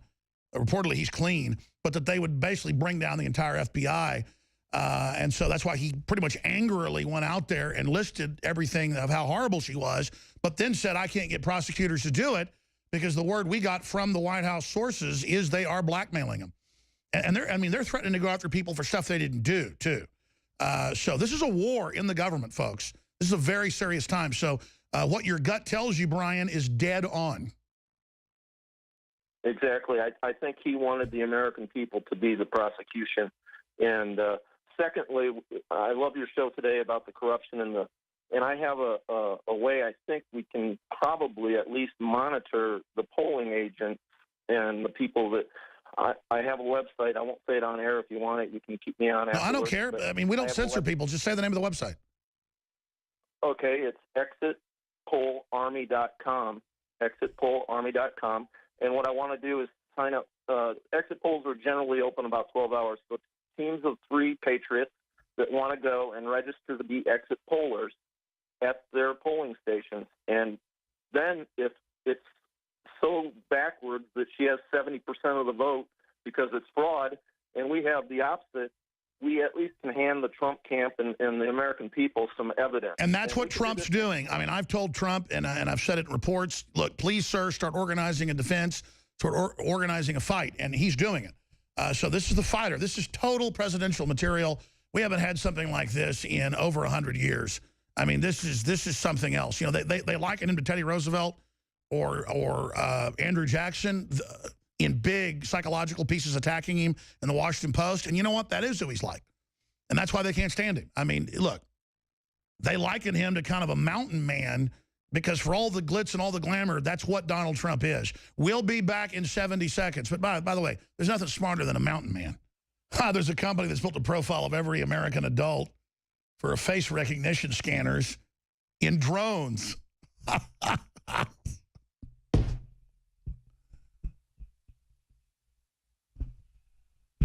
I remember about 18 years ago, there was a prospectus put out to the Pentagon for drones that would fly around with a face scan database that could even like look for criminals or also be weaponized and kill people. And so we wrote articles about it at Infowars.com, and they had national news stories saying we were insane and it wasn't true. DrudgeReport.com today, and it's mainstream news saying exactly that. The San Francisco Chronicle. Drones that fly around for Homeland Security and face scan you and that are weaponized, you name it. I mean, it's just, it's crazy. I remember they tested out a hit piece on us about 7 years ago. Now, later on, they were trying to keep Drudge from linking to us because every time Drudge would link to us, they were so scared of this information because it's so accurate getting out that they wanted to scare Drudge away from linking to it. But, of course, it just made Drudge link to us more because Drudge was doing his own research and knew we were doing real stuff. I mean, it's just great to see the enemy fail. But it's kind of scary to know there's Drudge and InfoWars and then a few other outlets that are challenging the whole narrative successfully. It's just, I want to see other folks pop up that get the full picture. And it's starting to happen. That's very, very exciting. Because I want to make myself obsolete, man. I don't like not being able to sleep at night because of the responsibility.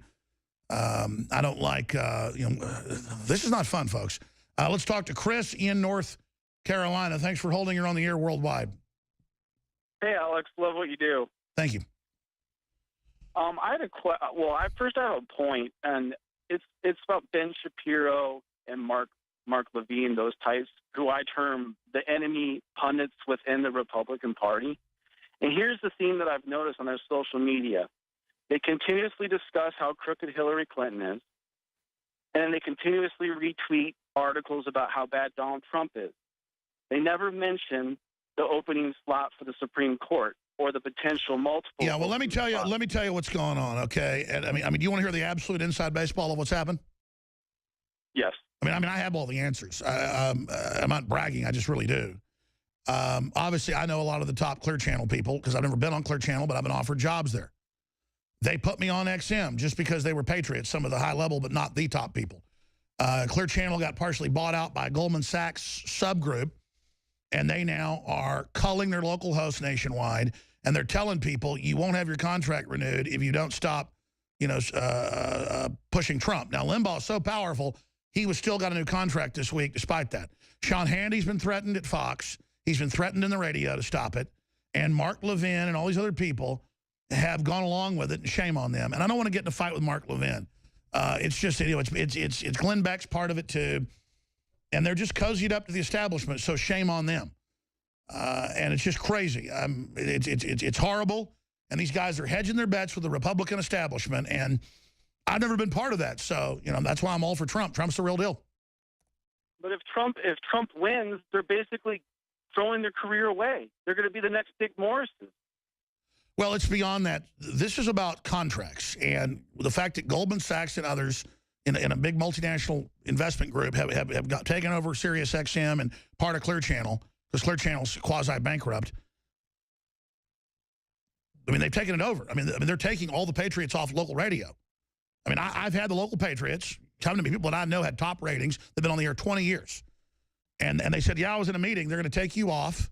You got ratings, everything, but because they're going to put this quasi-fake conservative show on. And I go, yeah, watch, you're going to be next. 2 months later, it was them. They called and said, yeah, I was in the meeting. I basically could have shut up and backed off, and I would have had my contract renewed. I mean, this is going on all over the country, brother.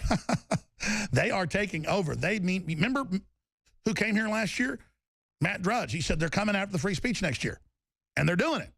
They just had a coup with Roger Ailes being taken out at Fox News. So absolutely. But no. Listen, that's why you got to really commend people like Michael Savage. Michael Savage had heat put on him to shut up, and he didn't do it. And Michael Savage tells the truth no matter what anybody does. And so do I. So there's not many people that'll do it. We will. I'll tell you what's shattered is Hillary Clinton's dreams to be El Presidente. If WikiLeaks head Julian Assange makes good on his claim that he's going to release information very, very soon that will cause Hillary to be indicted for sure. He's normally pretty conservative about what he says. Now, we had him on about a week and a half ago, and then a few days after, William Binney, former leader of the National Security Agency, the guy that actually ran it, not the political head, but the civilian general that actually ran it, famous codebreaker, he went on Aaron Klein's show on WABC in New York with WorldNet Daily, and Breitbart also picked it up and broke down the fact, NSA whistleblower, agency has all of Clinton's deleted emails. And he's got some of the Snowden leaks here that have been made public that we're going to be going over today for radio listeners and TV viewers. Radio listeners will want to go to Infowars.com/show if you want to be able to see this presentation, not just listen to it. But William Binney joins us. There's a new film coming out in a few months, agoodamerican.org. We have the trailer of that we're going to be playing, exposedfacts.org as well. He is the former technical leader of the intelligence with the NSA before becoming a whistleblower in late 2001. And he was SWAT team rated, you name it, for going to Congress, which you're supposed to do, to talk about how they were illegally gathering citizens' data. And he's been a great analyst helping the public with human research into exactly how high this power grab and this treason and this boondoggle goes. So he joins us to discuss all this and more. Mr. Binney, thank you for coming on. Well, it's good to be with you again, Alex. Wow, well, I wish I would have asked the big question, but I'd like you to get back into it and flesh it out for us today, as you've agreed to do, proving for us, explaining to us exactly why you know, as the guy that designed most of it, that indeed they do have all of Hillary's deleted 33,000 emails. William Binney. It's not really that they've hacked into the server or the DNC server or Hillary's server.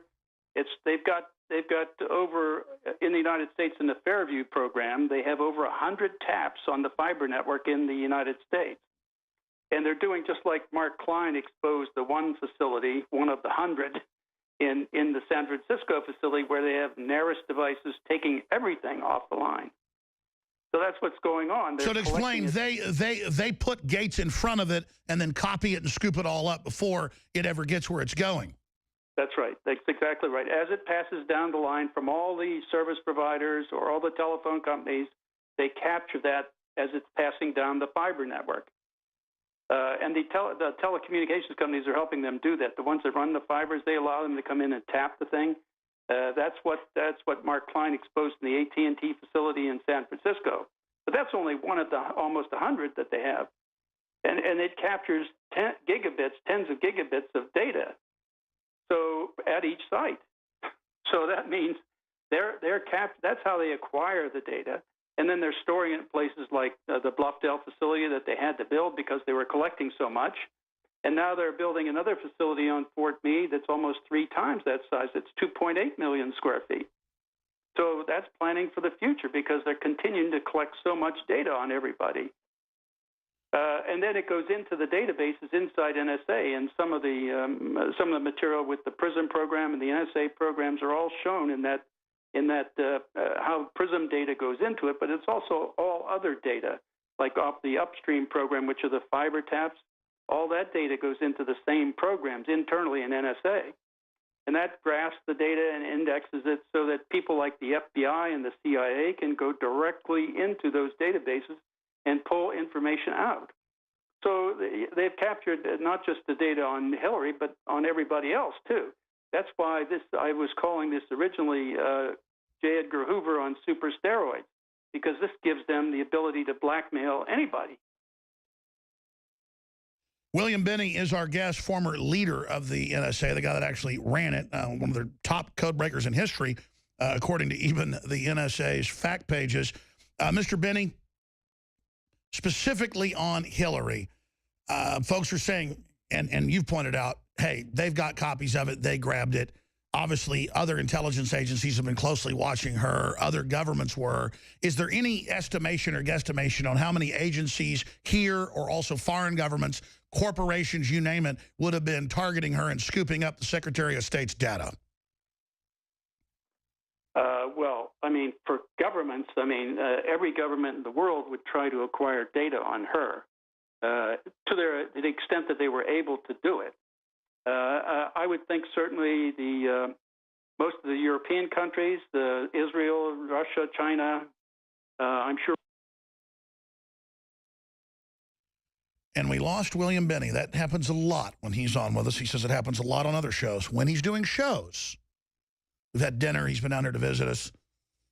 It's like a James Bond movie when you're sitting there going in to have dinner with William Binney with your family, and you notice there's guys following you in. Mr. Binney, you're back. I'm sorry. You were.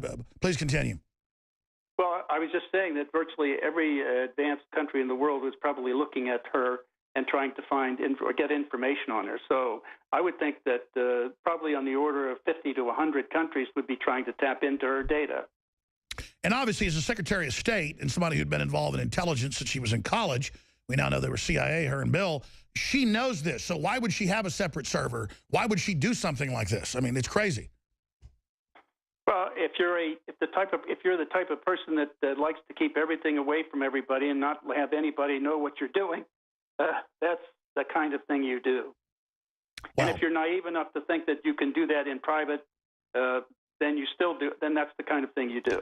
So I don't think she is technically, indoctrinated or understands the technology that much. And I think she wants to.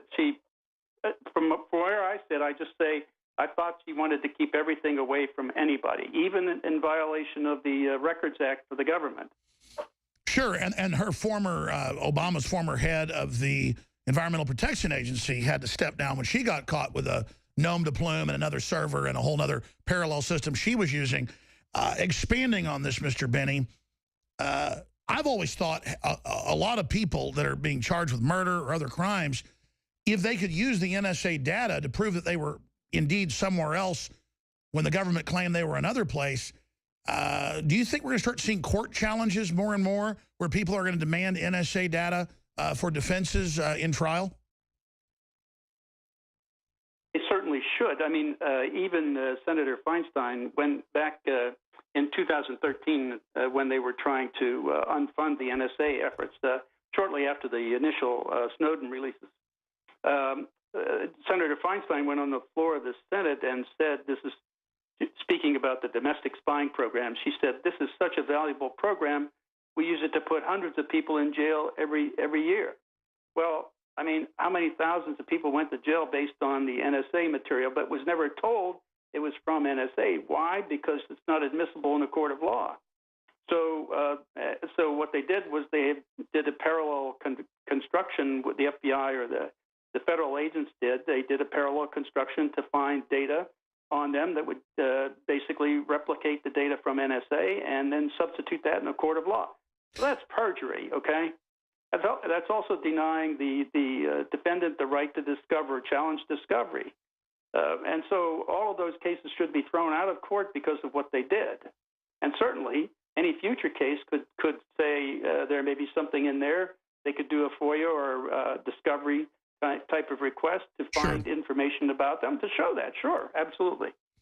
What is your knowledge of this new parallel system where Homeland Security, but also private corporations, but also local governments are, in some cases, even in small jurisdictions, buying up to 300 Stingrays? For those that don't know, obviously you know, Mr. Binney, are small cell phone tower arrays that basically steal the data, similar to Google cars that have been caught doing it worldwide.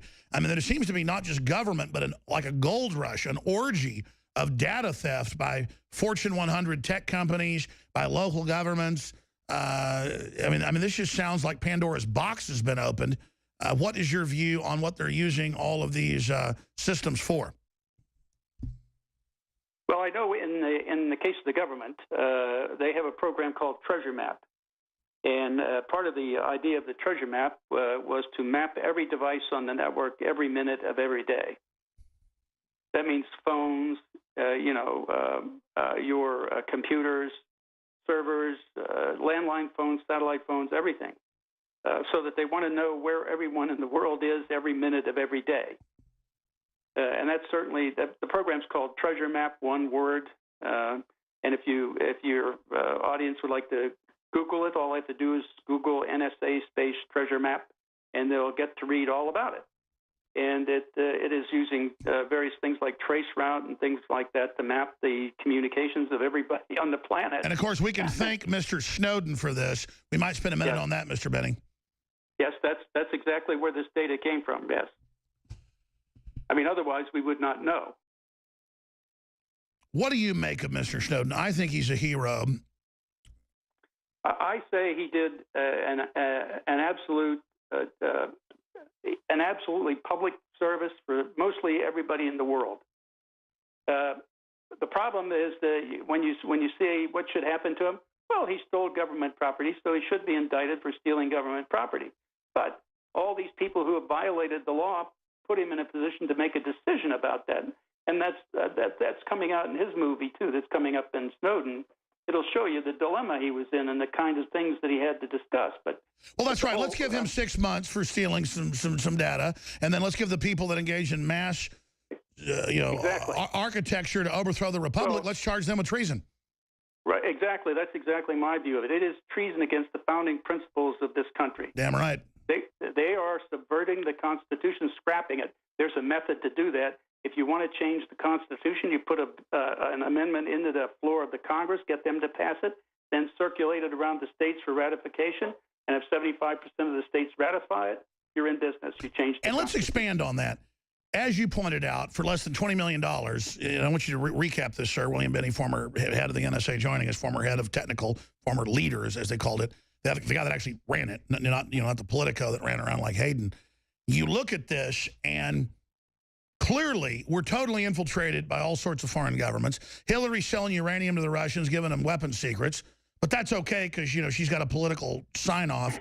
Meanwhile, they're saying Trump's a Russian agent because he doesn't want to have war with them. You've got all these special interests in here. We're totally penetrated by the communist Chinese. They tell Hollywood what movies they can put out. There's so much data being grabbed that all these foreign interests are able to get into these data caches now, and we're being penetrated, as you've talked about it years ago, but is now admitted by the amount of data we have, that all these spy grids actually is distributing all the data to allow it to be stolen. Clearly, the people doing this are the ones threatening our national security. Yes. Yeah, and for example, one of the points I made on the Fox News when I was on there the other day, this attack that was used against the DNC server, for example, was a well-known attack previously used by Russian hackers. Well, if it's a well-known attack, that means many people know about it, and most of the services that you purchase to protect your networks should already have software to combat it and protect you against it, but they didn't. So, and part of the background is that NSA has two parts, the defense and offense. The offense likes to look into things to read what everybody's doing. The defense is supposed to protect us, right, from people looking in. Well, the problem is that if the offense finds a weakness in a system that allows them to look in, they won't tell the defense because they'll fix it. And if they fix it, the window for the offense will close. See, so they have a vested interest in keeping that window open so they can see into what people are saying and doing. Whereas the defense, being not aware of the weakness, doesn't fix it. So that leaves everybody out here, all of us. That's how OPM got hacked, and all of them, all these hacks are coming in because they're all defenseless against this stuff. So the point is, by doing that, everybody's exposed and vulnerable.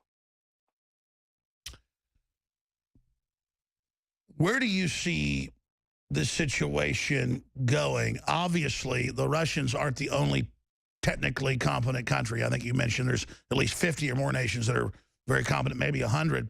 I mean, just to always blame the Russians tacitly took credit for exposing the UN hack where they were hiding the decline of temperature and then, to push a carbon tax. So I say if the Russians are exposing fraud by the UN, more power to them. I hope hackers expose Russian fraud and, you know, vice versa, Japanese fraud, American fraud.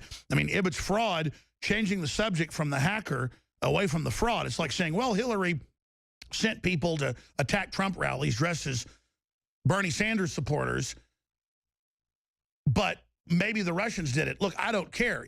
It's about the information. But separately, talking to a lot of sources, I wanted to ask you this.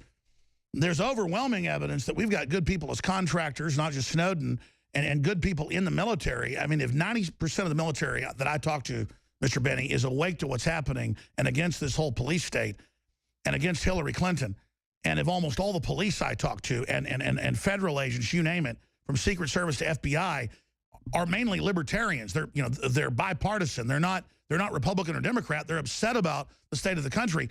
Then it's not fair to just always attribute it to the Russians when I think there's a lot of evidence pointing towards corporate leaks, government leaks here domestically. Can you speak to the provenance of these leaks and where you think they're coming from? And could they be coming from the U.S. intelligence community or an ally? Yes, and one of the things that really concerns me is there's a lot of people in here who don't think very well of the Russians and would like to use them to start a second Cold War. Because especially in the military-industrial complex, because that means trillions of dollars of business over time. I mean, there's an awful lot of money they have an opportunity to gain if they can start a second Cold War. So I think you need to be, you need to be skeptical of our military-industrial complex. That's what President Eisenhower warned us about in 1961 when he was leaving office. He warned us about this.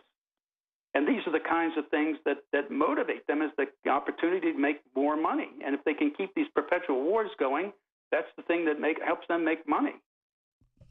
So, I just see that the commercial companies are so embedded in vested interests that they have a motive to direct things a certain way. Well, Mr. Benny, former leader of the NSA, isn't that the trillion-pound elephant in the room? That we think about Russians or Chinese, and sure, they're doing stuff, we need to watch them.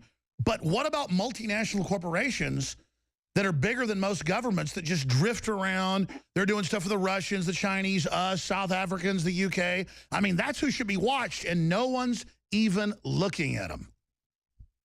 Yeah, that's right. And they're all set up to fleece everybody of every penny they can get. And destroy our sovereignty. Yeah. Start a war with the Russians to sell more weapons. There'll be nowhere to spend the damn money. In fact, since you mentioned that, one of the top Russian scholars in the United States, I mean, it's undisputed, Stephen Cohen, shuts down CNN host. And again, this guy heads up the entire, department at a major university. Here he is on CNN talking about this new Cold War. And this guy's not even a Trump supporter, but he's telling it like it is. Here's that clip. Professor Cohen, does Vladimir Putin indeed have a dog in our U.S. fight? Vladimir Putin wants to end the new Cold War, and so do I. Let me say I have no ties to the Trump campaign or the Clinton campaign. But if I were to write your headline for you today, I tried on the way down here. We're in a new and more dangerous Cold War with Russia.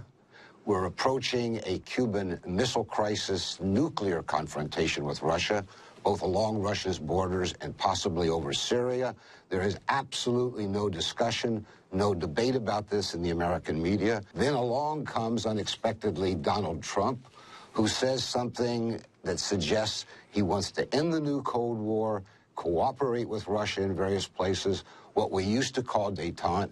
And now, astonishingly, the media is full of what only can be called neo-McCarthyite charges that he's a Russian agent, that he's a Manchurian candidate, that he's Putin's client.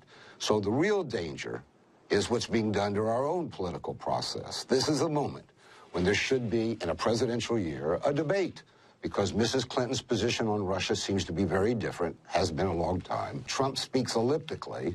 You got to piece together what he says, but he seems to want a new American policy toward Russia. And considering the danger, I think we as American citizens deserve that debate and not what will be given in the media today. I end by saying that these reckless branding of Trump as a Russian agent. Most of it is coming from the Clinton campaign, and they really need to stop. All right. That's a liberal, by the way, and he's Princeton, NYU. I mean, there you go, William Binney. Yeah, I pretty much agree with all of what he was saying there. I mean, the whole idea. And by the way, you're a guy credited. You don't want to brag. You broke the Russian codes. You helped defeat them. And they gave you secret medals. I know you don't want to talk about this, but, I mean, you fought the Russians. You're not some Russian spy. No, in fact, but if you looked at the situation of what's happening, so actually we started and initiated certain things that made them react the way they did.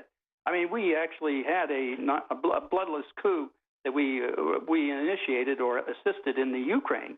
And then we tried to move NATO into the Ukraine when we had a verbal agreement with the Russians before that we wouldn't do that. So you can. And we broke the perestroika deal to let, as long as they didn't expand back, we wouldn't expand. Exactly. Exactly, yeah. And so what that meant was we were treating them like a threat, and so they started acting like one. But let's not be. Yeah, when you move nuclear cruise missiles up to somebody's border, they start getting upset. Yeah, and let's not be confused. They didn't start this. We did. Samantha Powers and a bunch of weirdo women who've never been in the military started it. And it's not that I'm against women, but it really is. It smells of Armageddon when you got a bunch of weird women and liberals hopping around messing with the Russians. It's just, I mean, Napoleon got his ass kicked, so did Hitler, and they were warriors. You people are a joke. Do 10 more minutes with William Binney, then I've got an in-depth report with Putin basically saying we're moving towards nuclear war and new clips coming up. William Binney's our guest. Stay with us. Hey, I grew up watching the Boston Celtics that my mom was a big fan of and my dad was a fan of play the Lakers. I grew up at Dallas Cowboy football games, sometimes in the second row. I like sports as much as the next person. But when it comes to defending our Second Amendment, our First Amendment, our sovereignty, when it comes to having the president not be able to just open the borders up and ignore the Supreme Court, that's the real fight. That's the good fight. That's what it comes down to. And my heroes are inventors. They're trailblazers. They're honorable people. They're folks that tell the truth like William Binney, who could have gone and worked for private industry and made 20 times the money he was making as the equivalent of a one-star general running the NSA. And he doesn't want to be talked about or praised, but the guy is a hero. I mean, he went to Congress for years, briefed them about the criminal activity going on. He resigned, and then they SWAT teamed him in his house for intimidation purposes. He didn't back off. Then he didn't ever talk about it, but then he went through a lot of other stuff that happened, and someday maybe he'll talk about it. But, the point is that there are a lot of people out there putting their whole lives on the line just so we have basic freedoms. And this spying does not keep us safe. This spying does not protect the public interest. It's used by special interests to rob us and to make hundreds of billions of dollars while they selectively enforce laws and while they take over our civilization. AGoodAmerican.org is the website for the film coming out in September. I want to play the trailer for A Good American. It's a documentary. We also have the Snowden film coming out, of course, with Oliver Stone. But here is the trailer for that. And we're going to go back to William Binney, former technical leader for intelligence with the NSA.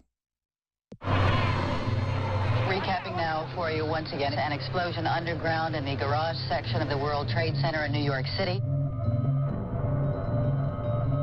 The first attack on the Trade Center in '93 was the first thing that woke everybody up in terms of the threat of terrorism. We said, this is not a one-time event. There is a larger movement here, and they're planning on doing more. The terrorists were burying themselves inside the ballooning communications network and the internet and the phones, and so we had to figure out who was communicating with whom and who were the terrorists, and that was the whole idea of the Thin Thread program. Of all the analysts, Bill was by far the most astute. He was the person in the agency who knew the most about metadata. It was pretty clear that we were building the most powerful analysis tool that had been developed in history to monitor basically the entire world. This little research organization had the keys to NSA's future. We let it run 24 to 36 hours. We discovered critical intelligence that had never been discovered by NSA. NSA's response? Completely shut the program down. Does anybody even recognize what they have. Oh my God, the whole tower collapsed. It is gone. We would have caught the people. 9/11 would have been avoided. They're taking data on every U.S. citizen in the country. That's not compatible with a democracy. It's like the Stasi on super steroids. What's wrong with this picture? 9/11 is a gift to NSA. We're going to get all the money we need and then some. It wasn't about making money. It was about protecting the country and the free world. Let's find where the skeletons are, capture it all, and then bury the report as deep as possible. The FBI decided to raid 4 people, fabricated evidence to get a warrant. They were after all material that was related to Thin Thread. It was the largest failure in NSA history. A Good American comes out in September. agoodamerican.org. And I've studied this in depth. We'll get William Binney's final comments on this, but here's the bottom line. You spend chicken feed by targeted profiling. Where you target, you get total results, can shut basically every criminal down. Every terrorist down, every organized terrorist down, every premeditated murder one, you can stop it. But they don't want that because the globalists are busy backing many of the jihadis, ladies and gentlemen. No, instead they spy on all of us using the outside jihadi threat as a pretext, and then all it is political targeted garbage. William Binney is the former national leader of the National Security Agency, exposedfacts.org, where he writes some of his articles. agoodamerican.org is the site for the film. It's won more than 20 major #1 film awards at film festivals. But just like we promoted Dinesh D'Souza's film, I have no financial link to it. It just exposes how evil Hillary is. Everyone when this film comes out in theaters needs to see it because I've talked to people that have seen the film. I haven't seen it yet. They say it's staggeringly powerful. So, Mr. Binney, I want to salute you for your courage. And again, in the beginning, a patriot's a scarce man, hated, feared, and scorned. In time, when his cause succeeds, the timid join him because then it costs nothing to be a patriot, to quote Mark Twain. But, I mean, I know you're just a guy trying to defend the country. You're like a sheepdog, but we really appreciate everything you've done. Well, thank you very much. I just feel that I'm doing what a citizen and someone who's signed up to protect and defend the Constitution should do. I mean, that's really the duty of a citizen of a democracy of this country. Anyway, we are to protect and defend the Constitution. That's what our leaders in Washington are not doing. They're scrapping it in secret, and they're lying to us about it. Now, you're a humble man, but I want you to spend 5 minutes because we reach millions an hour. And I want to take this clip and, put it into rotation on the show so 28 million people in the next week see it. 5 minutes. What are the keys for folks to know, to understand? What do you want to impart to the viewers and listeners, Mr. Binney? Well, I think the main thing I wanted to impart to everybody is that the government is not telling us the truth. They've been lying from the beginning, saying that you had to trade privacy for security, and that's been a lie from the beginning. There was always an alternative approach that we were working on back in the 1990s, and it was running by 2000, and they killed it because it didn't cost enough money. Their motive is more about money and building an empire rather than protecting people and doing the functions that they're supposed to protect the nation and people's lives. So they're continuing. There's so many people in the Congress and leadership especially, and in some of the courts, the FISA court for sure, and of course the administration, including Department of Justice, NSA, FBI, and CIA, as well as the White House. All of them are involved in this. They're all covering up for each other and ensuring that nobody gets exposed, because if one of them is, they all are. So they're trying to protect themselves in that way. And the basic point is, if they did something right, they could save lives, and they're not doing that. So they're basically trading the security of everyone in the country and the free world, and in fact the world, for money. And their whole I view their vision statement as keep the problem going so the money keeps flowing. And that seems to be exactly what they've been doing, not just in the terrorist area, but also in the cybersecurity area. And now they're trying to start, in my view, another Cold War so they can make more money, fear-mongering everybody into fleecing them out of money. That's really the bottom line of what they've been doing, and they've been doing that basically for the last 20 years at least. And Mr. Benny, clearly, I was against just random wars with Muslim countries, but they're overthrowing moderates, putting radicals in, and then bringing radicals in. So they attack, and then when they attack, they can declare civil emergencies in Germany and France and take nationalist rights away to criticize their open borders. I mean, it's so transparent, the Hegelian dialect they're using. Yeah, that's right. And the whole point is if you destabilize things, they'll only get worse, and then you can use that as a way of fear-mongering people into being submissive and doing what they're told. That's fundamentally what our government's been doing, and we've been spreading this concept around the world, metastasizing it like a malignancy does, you know? Around the world, the British have joined us, and the Germans and others around the world have also joined it. And even the Russians now are starting to have their own program like this. So we're infecting the entire world, not just democracies, but also semi-totalitarian states also, to adopt the kinds of things that we've been initiating. America leading the world into 1984. William Benny, in closing, specifically on Hillary, I know you're nonpartisan, but a woman that would have a secret server, lie about it, be caught, get away with it, all the foreign interests. I'm so concerned about blackmail. Think of what we don't know.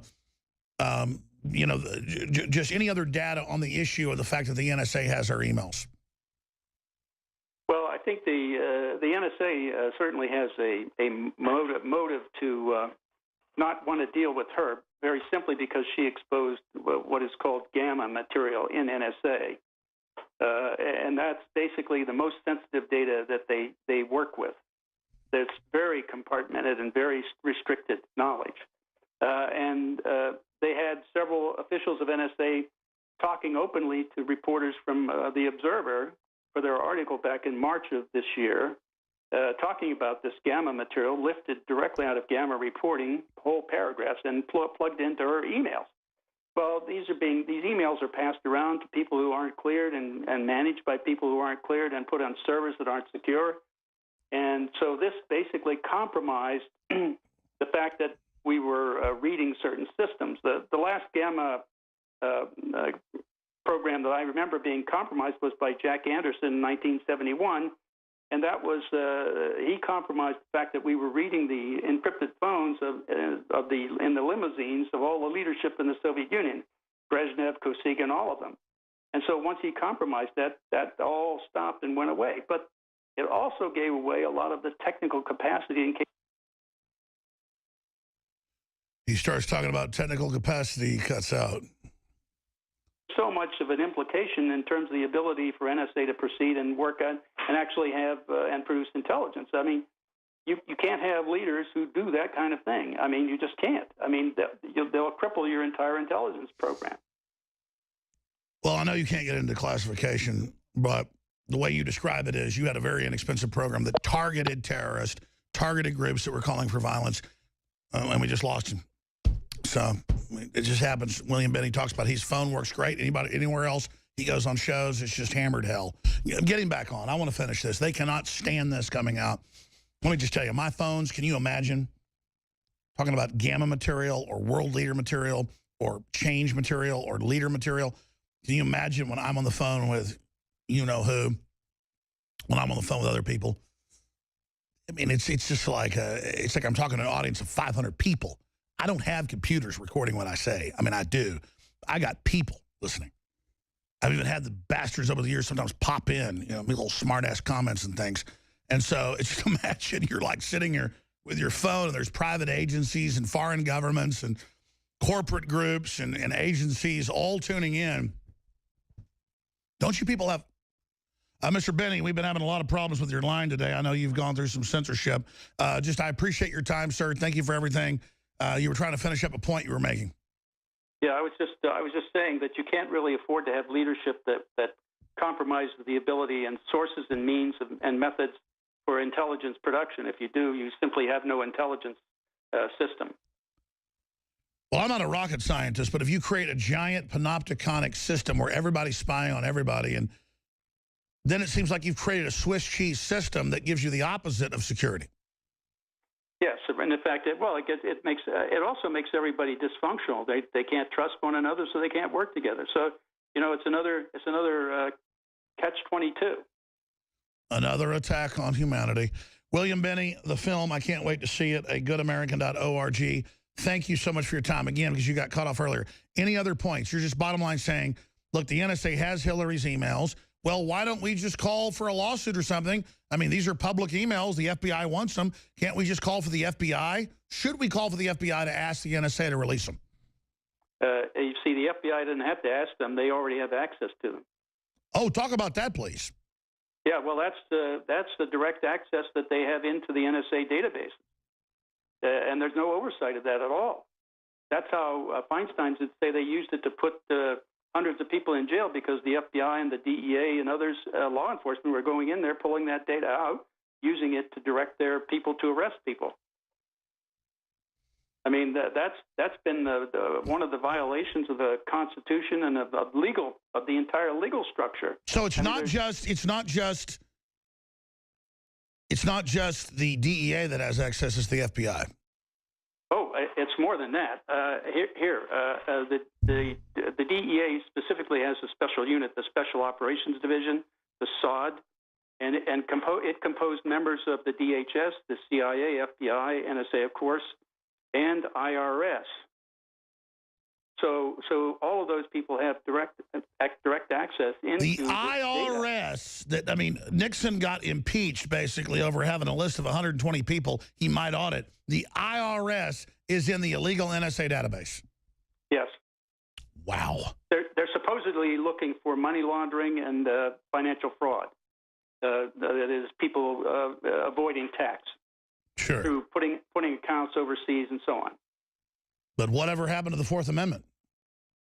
Yeah, well, I maintain they used it to go after the Tea Party, religious groups trying to get politically active, the Occupy group, anybody who is politically active that they didn't particularly want them doing what they were doing, they'd use this data to do that.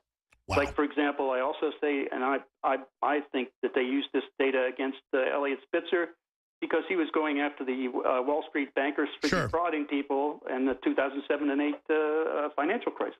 No, I've got to say that there's few things I disagree with some of my guests on, but some of them are kind of anti-Eliot Spitzer. And I'm just like, Eliot Spitzer did a good thing. And who cares if he was seeing a hooker? I mean, yes, that's right. It's so clear that the FBI was targeting him and knew everything he was doing. Yeah.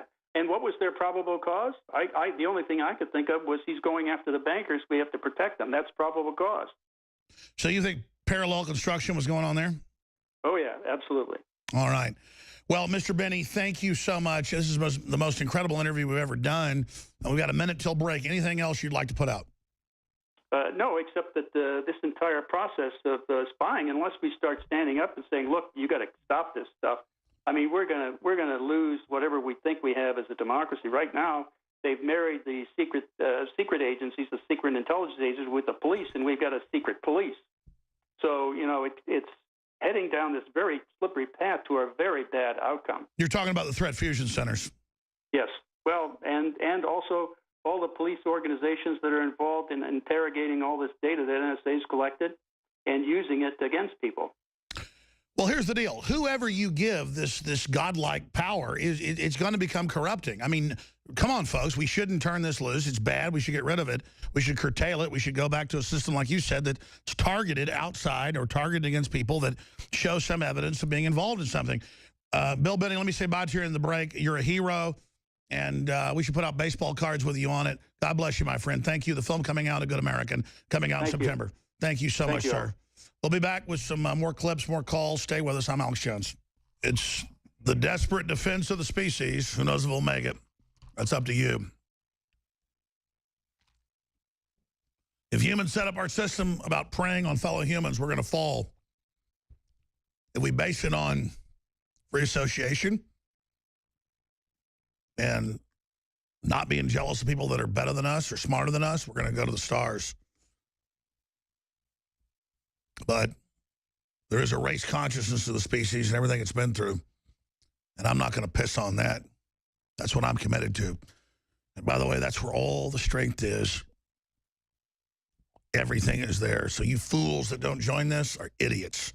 You're not experiencing anything that God had in store. Let's go to the special report, then back to your phone calls. Here it is.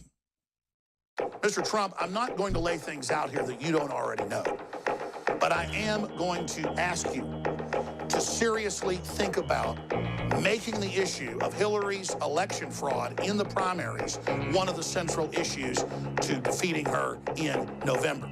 And I'm telling you, November 8th, we better be careful because that election's going to be rigged. First of all, it's rigged. And I'm afraid the election's going to be rigged. I have to be honest. And I hope the Republicans are watching closely or it's going to be taken away from us. America teaches everybody how to live in, quote, democracy. But what? You actually believe that they have democratic elections there? If Hillary steals the nomination and then she openly is engaged in chicanery and things don't add up with Trump, you have to say it must be thrown out. Hillary Clinton has had every advantage, every break given to her from the very beginning by this Democratic Party. It has been rigged. The political parties choose their nominee, not the general public, contrary to popular belief. Then why bother holding the primaries? That's a very good question. It is clearly the case that when given truth serum, Debbie Wasserman Schultz vastly prefers Hillary Clinton to be the nominee, obviously, and to the extent there are things that can be done institutionally and largely to facilitate that outcome, they are being done. When did the press see it as their role to protect the prerogative of the powerful? Actually, I think that's part of it. And we're not going to recognize Queen Hillary if there's evidence of fraud. And guess what there is? She stole the nomination. Of course the elections will not be rigged. What does that mean? How would the party pick a new nominee? Today is the day. They're really thinking about maybe getting him off the top of the ticket. He now looks increasingly like the kamikaze candidate. An implosion, the likes of which I have never seen. The biggest problem we have is we have a very dishonest media. If Mr. Trump is suggesting that there is a conspiracy theory that is being propagated across the country, including in places like Texas, that's ridiculous. That doesn't make any sense, and I don't think anybody would take that seriously. History matters. Science says for evil to take us over, there must be a response of good. But if good is sleepwalking, you'll never even know there was a fight. If you're awake, we will win. We always do. But I can tell you with the weapons that have been put on this planet by the devil himself, by the systems that have been set up, if we lose this fight, it's the beginning of the end. We're going to go to break, come back and take a few phone calls. But I just hope people that are arrogant like Obama really look into eternity and realize that the God of this world's given them power for a reason, because they're carrying out a plan of destruction. And Obama, you're not as evil as the controllers above you. You know deep in your heart you're going to lose your soul doing this. And there's still time for you to turn back.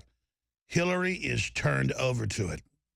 She's committed the ultimate sin. She's gone. There's no one left. Obama, there may still be something left for you. We'll be back straight ahead. We're going to end this weekend the free shipping on all items at InfoWarsStore.com that help fund the operation, and big discounts like 40% off on Brain Force.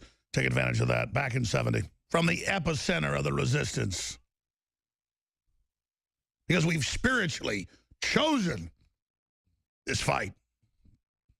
Because we see the enemy. The story's up on InfoWars.com right now. It's incredible. We're getting the video right now. Hillary's having a total mental meltdown. It's so important that everybody basically hope and pray that she fall and that her evil side be shown. Go to camera 3, I can show folks. Bizarre Hillary calls Trump her husband. Bill Clinton comes to her mind when Hillary says opponent. We've got the other clip we've got ready of Hillary raise taxes on the middle class from KETV 7. Let's play that clip first.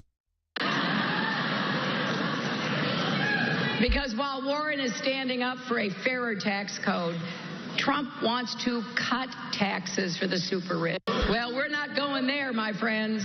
I'm telling you right now, we're going to write fairer rules for the middle class, and we are going to raise taxes on the middle class. I should have been playing that all day. I want that playing every 10 seconds. I hope Knight plays it 5 times coming up. That should be, folks, this is how she bamboozles her viewers, her supporters, her listeners, her slaves.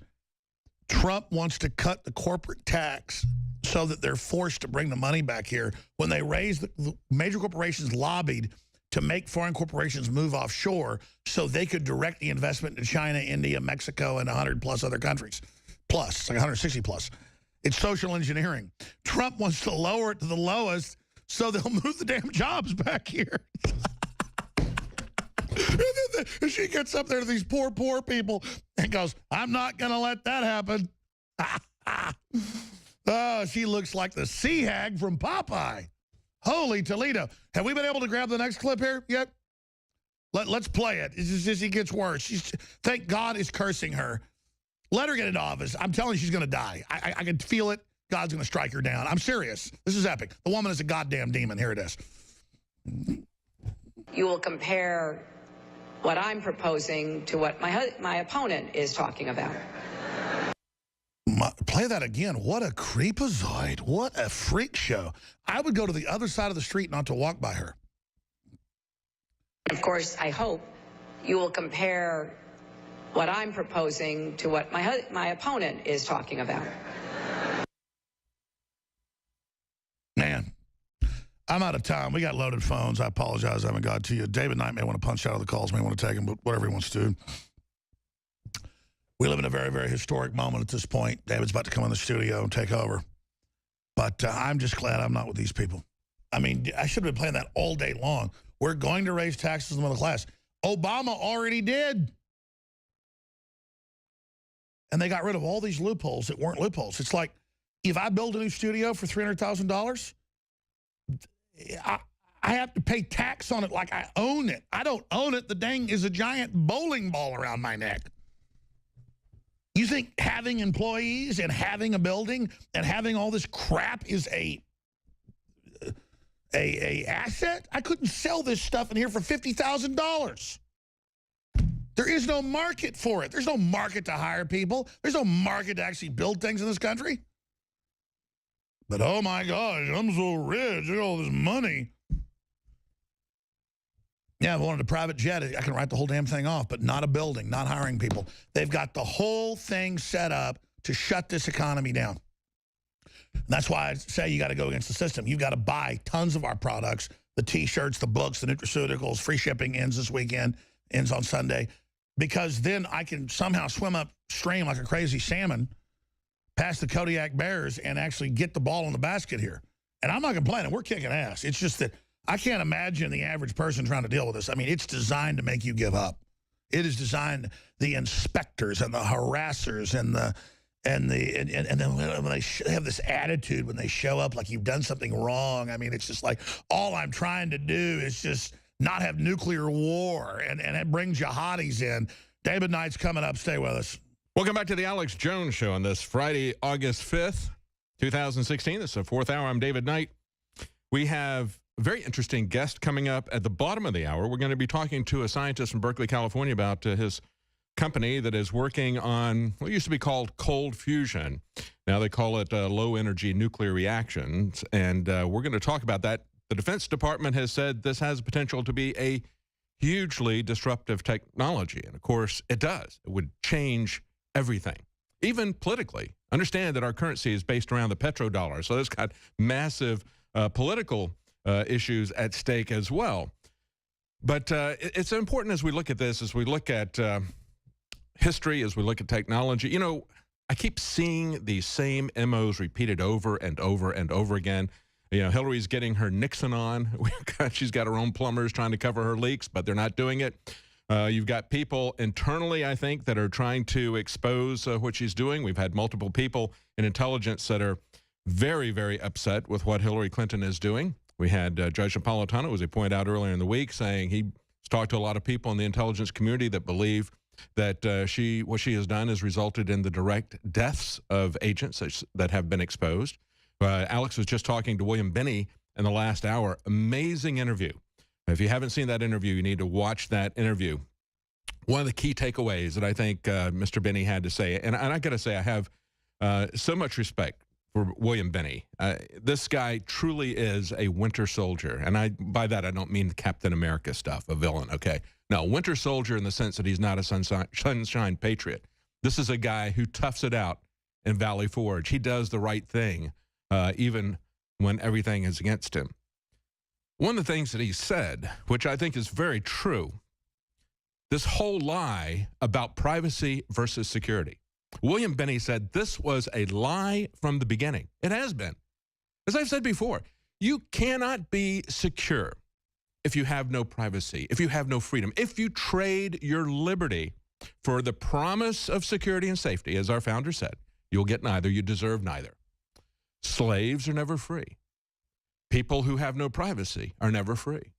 People who trade their prosperity, their private property, for the promise of safety and security are never free.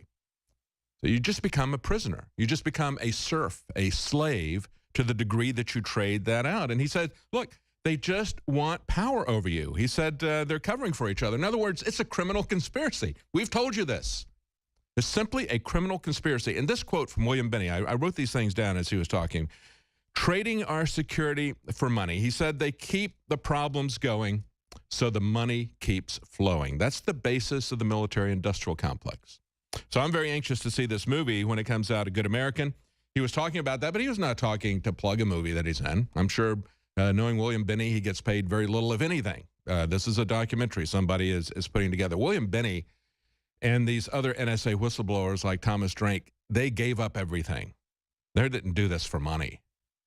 They gave up everything to protect the Constitution. And so this is a key interview. You need to see what he has to say.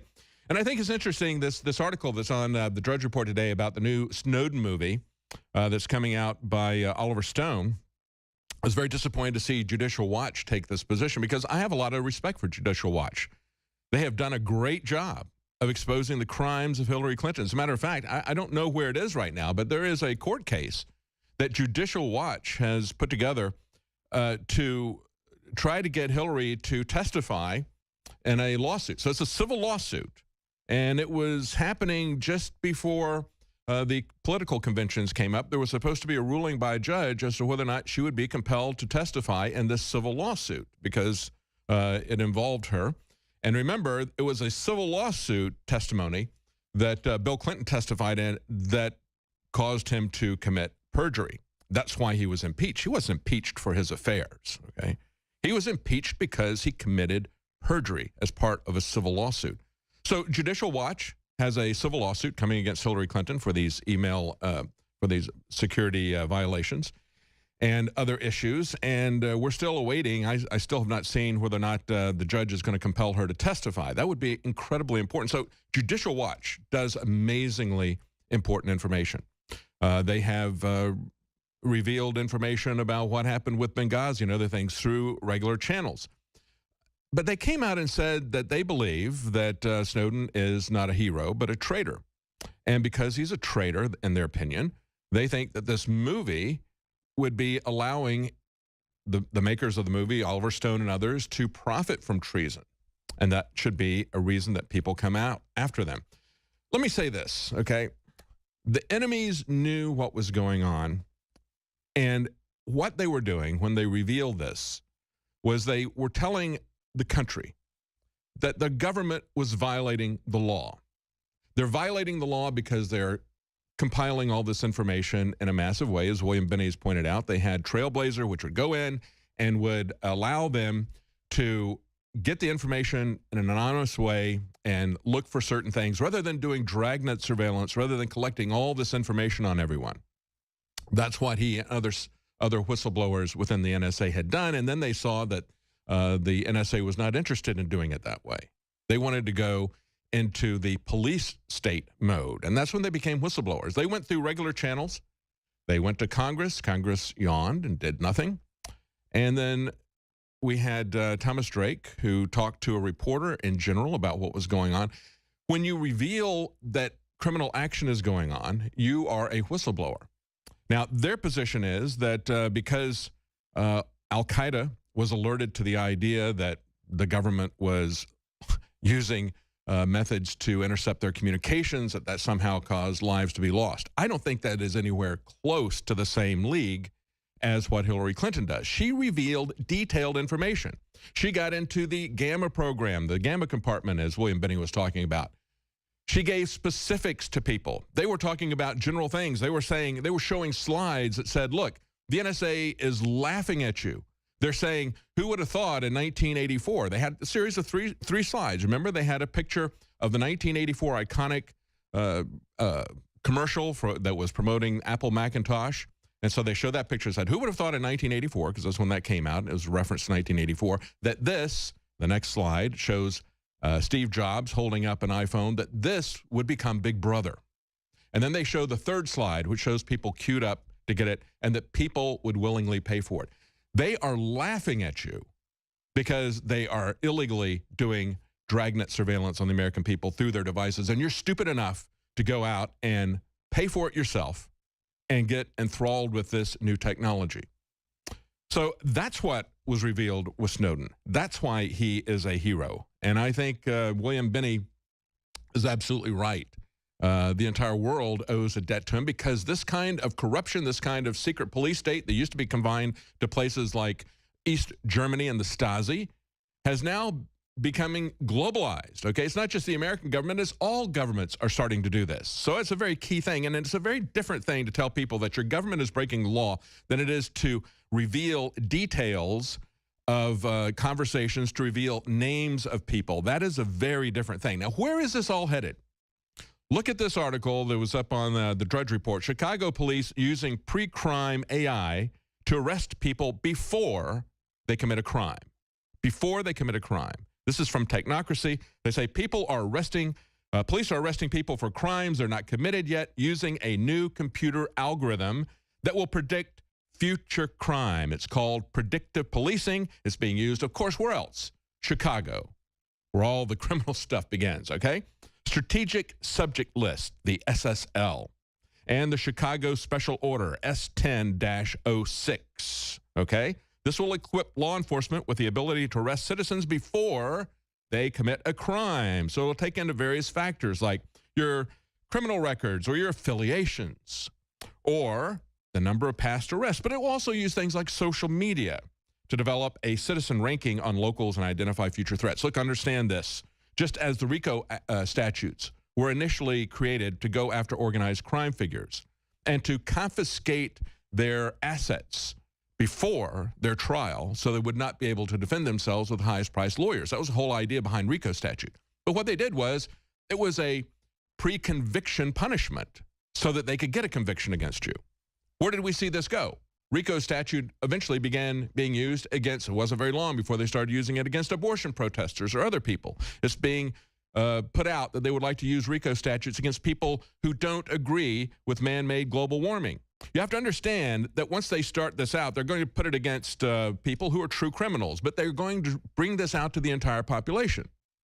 The fastest growing area of the intelligence surveillance community is geospatial intelligence. We talked about this with Jade Helm last year. When they talk about mastering the human domain, you understand that is about human domain analytics, exactly what they're talking about here. And when you go back and you look at geospatial intelligence, where they map you onto the map, geographically onto the map, but they also map your political beliefs, your religious affiliations, who your friends are, things that are completely innocuous. They map everybody.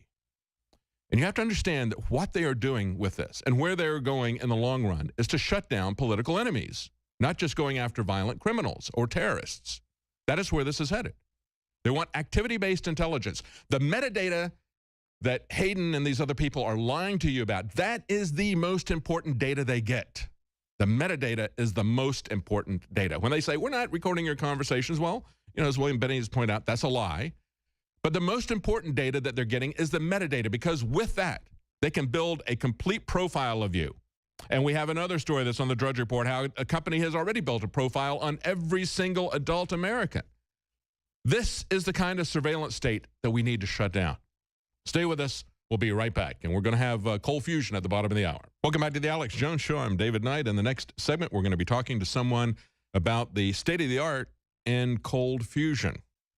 And we're going to, that's a very disruptive technology. You know, when we look at technology and how it has the chance to, the opportunity to completely change our world as we know it, that's why we talk so much about things like self-driving cars, where the government's going to take over control of all private transportation. They're going to track and tax everything you do. They're going to control your movements with that. But this could possibly be a freeing technology, but it certainly would be a disruptive technology. It's going to change the control that our government exerts through the petrodollar. It's going to change scarcity of energy. And it could have a lot of effect on wars. Of course, the people who have a lot to lose are the people who start our wars. And when they see things start to change in a disruptive way they don't like, they have other ways of disrupting us. So we're going to talk to him in the next segment. Before we get on with some breaking news here, I want to remind you that we have extended the specials. We still have some stock, but it's going to end very shortly because we have to save these items for the people who are on auto ship.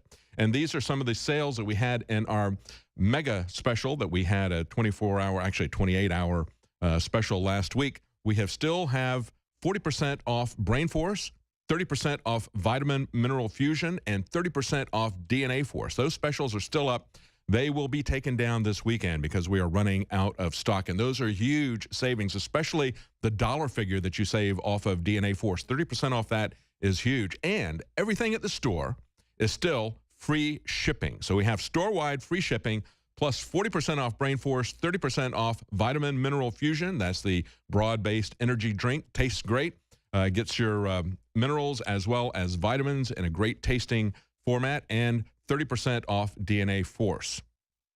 You know, one of the things I was looking at, of course, here is people just keep this controversy with Khan going. And as some people have pointed out, didn't Hillary Clinton disrespect the Gold Star families when she lied to them and the public about Benghazi? Perhaps she caused the death of those people. That's what we're very concerned about. But look at the other aspect of this Sharia Khan guy, okay? This guy who is really not an expert on the Constitution by any means, but he is an expert on Sharia law. He's written a lot of commentaries on it. He finally analyzes all the details of Sharia law. Look at what this looks like in practice, okay? Here's a situation in Turkey. This is reported by CNN. A gay refugee living in Turkey has been found brutally murdered. His body so mutilated his friends could only identify him by his pants, okay? And the picture that they have on here is ISIS throwing gay men off the building, okay? When she has this guy speak to essentially introduce her, one of the few speakers that was speaking just before she spoke, ask yourself, okay, what is the message that Hillary Clinton was sending to us, okay? She wants to put this guy out so badly because she's playing identity politics, and she wants to attack Donald Trump ad hominem by misrepresenting what he wants to do with immigration.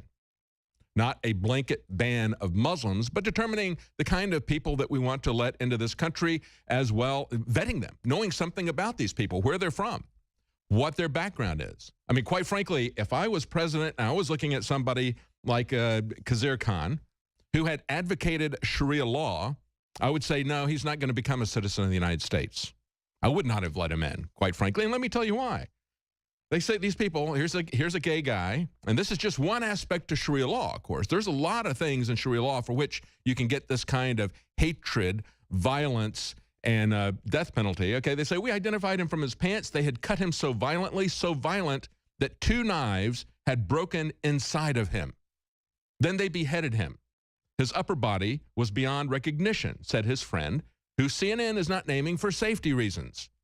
That is the Sharia law that Khizr Khan advocates in practice. So she not only, she threw her gay supporters under the bus, quite frankly, by having this guy out there. She's trying to throw all of us under the bus by trying to bring in as many of these people as they can without vetting anybody.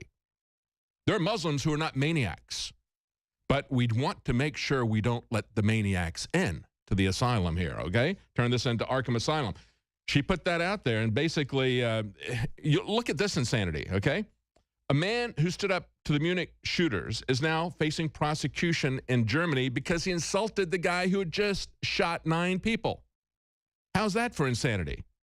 Okay? How's that for political correctness run to the nth degree? Do you understand that?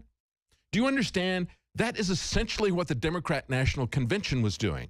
They put a guy up there who is advocating a system of law that results in what I just read to you, okay? And it's not just gays they do it to. They do it to Christians. They do it to Muslim converts. They do it to people who commit adultery. They have a long laundry list of people they hate and get violent with.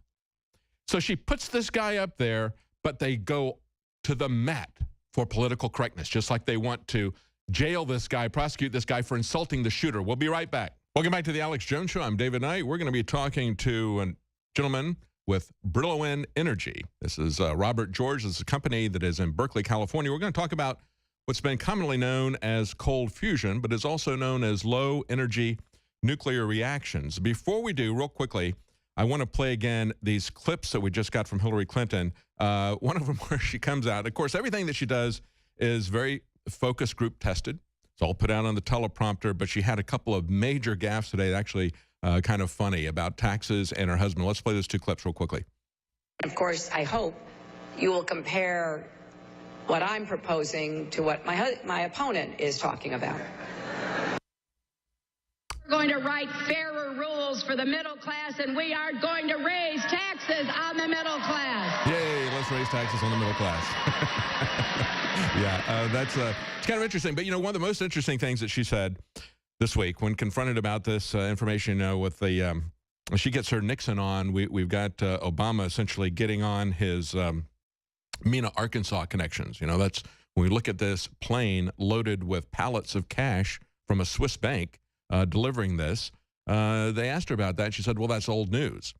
Well, the fact that they had paid $400 million was old news, but the way that it was done and the circumstances under which it was done, and the fact that we've now had one of the hostages say, hey, we had to wait for about 20 hours before the plane with the cash arrived. They didn't say that the plane had cash, but they said, if that plane doesn't get here, you're not leaving, okay?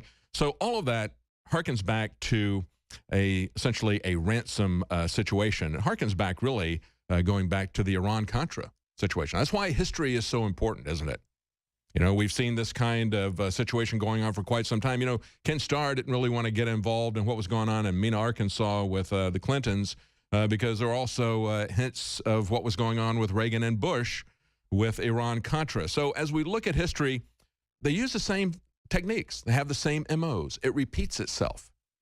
But the other thing that we try to cover in these broadcasts is what's happening with technology. And that's why we have Mr. Robert George from Brillo Energy talking to us, because it's technology that is also disrupting our lives. We see a familiar pattern with history, but that pattern can be broken in a very disruptive way when we have certain types of technology coming in. And just to give you an idea of what's going on, he sent us a Defense Intelligence Agency analysis, an unclassified analysis a couple of years ago of where LENR is, low energy nuclear reactions. And what they said was, this is the DIA, they said it can produce nuclear origin energy at room temperatures. And this disruptive technology could revolutionize energy production and storage, since nuclear reactions release millions of times more energy per unit mass than any other known chemical fuel. For example, and they give this in their closing argument, they say nuclear fusion releases 10 million times more energy per unit mass than does liquid transportation fuel. In other words, gasoline or jet fuel or something like that. And they say, because this is the U.S. government and the military looking at this, since the U.S. military is the largest user of liquid fuel for transportation, linear power sources could produce the greatest transformation of the battlefield for U.S. forces since the transition from horsepower to gasoline power. So this is an incredibly transforming technology if it comes true. I want to talk to Mr. George about the history of this, because it's something we've seen talked about for quite some time. Thank you for joining us, Robert George. Thank you for having me. Let's talk a little bit about the history here, because a lot of people have heard about cold fusion, and I guess we could say it's kind of become the Rodney Dangerfield of physics. It gets no respect, okay? Because Absolutely. When it first came out in 1989, you had this chemical reaction. They didn't know what was happening with it. There was some unexplained effects. So the big issue was it chemical or was it nuclear? They had no theory to explain it, so they basically have been having this argument for quite some time. Give us a little bit of the history of this so people understand how this has developed over the last 30 some odd years and where we are today. Absolutely. The when Pons and Fleischmann first introduced it in '89, the Department of Energy was about to release $800 million for fusion energy research. And they decided to hold it up because cold fusion, which was a misnomer at the time, was introduced. And they said, well, you need to investigate this before we release the money to find out if it's legitimate. And the ones they asked to evaluate it were MIT and Caltech and Texas A&M to verify or invalidate the technology. And because these people were hot fusion advocates, so they had different technologies, competing technologies that they wanted to go out and get the money for. They did. They were all hot fusion physicists that were waiting for their budgets to be approved. MIT was one of the universities that discredited it. They got caught later for downshifting the data because they did see excess heat, and there was a lawsuit resulting in their falsification of the information, and they lost. But they don't bring that to the fore. So when we're talking about hot fusion versus cold fusion, and going back again, 30 some odd years ago, we're talking about fusion with cold fusion, fusion occurring at room temperature versus massive amounts of energy having to be put in with hot fusion, which has not worked yet because they haven't been able to get something that has a net increase in production of energy. They basically can't recoup what they have to put in it to get it hot. So you're talking about a situation that where fusion is occurring at room temperature is what people are looking at, or now they're calling it a low energy nuclear reaction. What has happened in the intervening years that show that it's not just excess heat, but there's other things that have come out that let them give a hint that there's really fusion going on here? Well, since 1989, there have been scientists all over the world that have been testing and working on this phenomenon. The most recent ones, the NASA, the Star Wars group down in San Diego, they got 30 times excess heat out of their unit. Energetics technology that came out of Israel and is now at the University of Missouri, they also were verified at getting 30 times excess heat. Most of the people that were discrediting the field were saying, well, it's a hybrid chemical reaction. And, the proof was lacking to verify that this was actually a nuclear reaction. And we've taken samples out of our boiler and sent it down to Los Alamos and had a scientist down there verify that it actually is a nuclear reaction. And unlike the uranium nuclear reactions, there are no hazardous byproducts. The byproducts of exciting hydrogen, which is the fuel, is basically heat and helium.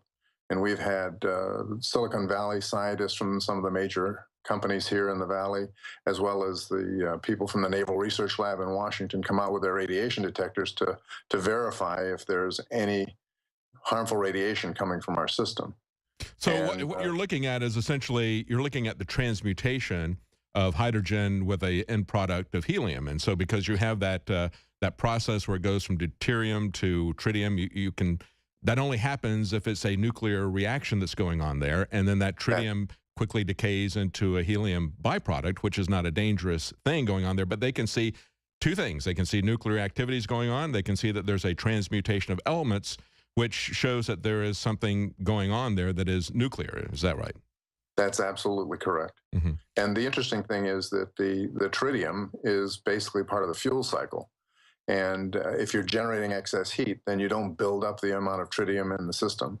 And in fact, that's how we met the scientists down in Los Alamos. They had looked at our website and looked at our PowerPoint and our patents and basically were trying to replicate it. And they were getting tritium, but they weren't getting excess heat. Mm-hmm. And they asked what they were doing wrong. And our chief scientist and the inventor and founder, Robert Gades, basically went through the process they were using and showed him how to get excess heat out of the process. Now, when we're talking about the excess heat, and of course, that's a key thing for power generation. I mean, most of, we look at a nuclear power plant, and as Einstein said, or one of the nuclear physicists said, that's a heck of a way to boil water. But I mean, that's the way you generate power, right? You create, you burn some kind of a fossil fuel, or you burn wood, or you create a nuclear reaction, and then that creates heat that then creates steam and drives turbines and so forth and so on. That's the way you generate power. So when we're looking at creation of heat, that's a very important thing. You're talking about a piece of equipment that has a 30 times increase in heat. It seems to me whether or not that is fusion or not, that would be something somebody would want to continue with as a technology and develop that. To me, it doesn't really matter whether it's chemical or whether it is fusion or nuclear reaction. I would still want to try to enhance that and make that work. Well, since the university's discredited it since '89, it's been political suicide or academic suicide to even work on it in universities. In the last 3 years, we've tried to get the national labs to do material analysis for us and isotopic analysis on our cores, just to verify what the systems are actually occurring in there. We're willing to pay them for it. And their response has been, this is too controversial, we can't work on it. That's amazing. But, you know, this is not something that we haven't seen in other fields as well. You have vested interests, whether it's in drugs or whether it's in particular types of food or whether it's in energy. You have the vested interests that are there, and they don't want to run the studies to show that some alternative would be cheaper, more economical, more environmentally friendly. They essentially shut that down, and not only do they not fund it, but they demonize it, they ridicule it, they do everything they can to censor it. And that's essentially what we're seeing here with low-energy nuclear reactions, isn't it? Yes, this could actually shift us off a lot of the petroleum usage, from cars to airplanes to diesel trucks and buses. This could be very dramatic. We have two products currently, one that would be suitable for home heating, which operates at about 80 degrees to 150 degrees C, or domestic hot water. And then we have another one that's a gas phase system that operates at 600 degrees C that's suitable for generating electricity and could repower coal-powered power plants. And so those are the systems, that's where you are right now in terms of your state-of-the-art. So you've got essentially something that could replace a water heater as well as something else that could generate electricity. And what are the inputs to your systems? Basically, the thing that's been missing from the field all these years is a control system. There have been scientists all over the world that are getting this excess heat, as I mentioned earlier, the SPA-Wars people, the NASA people. The problem has been being able to start the reaction when you want it to and be able to stop it when you need to. And Robert Gaddis is an electrical engineer, a multidiscipline engineer, and developed a control system we call a Q-Pulse that actually, for the home heating system, for example, when you turn up your thermostat, you want the heat to come on immediately. Mm-hmm. And so our reaction starts immediately. And when you turn off the Q-Pulse, it immediately stops. So there's no chance of the system running away. And if it runs away, it's just hot water, so it doesn't really matter.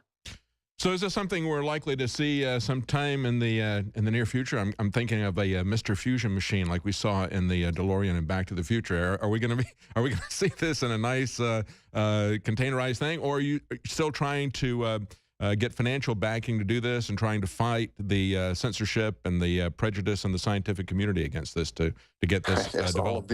All of the above. Yeah. We've raised about $13 million over the last 10 years to develop the systems. We have a system operating under scientists down at SRI International because of the controversy in the field. We wanted independent scientists verifying our results in our system, hands off from us, and that's been going very well.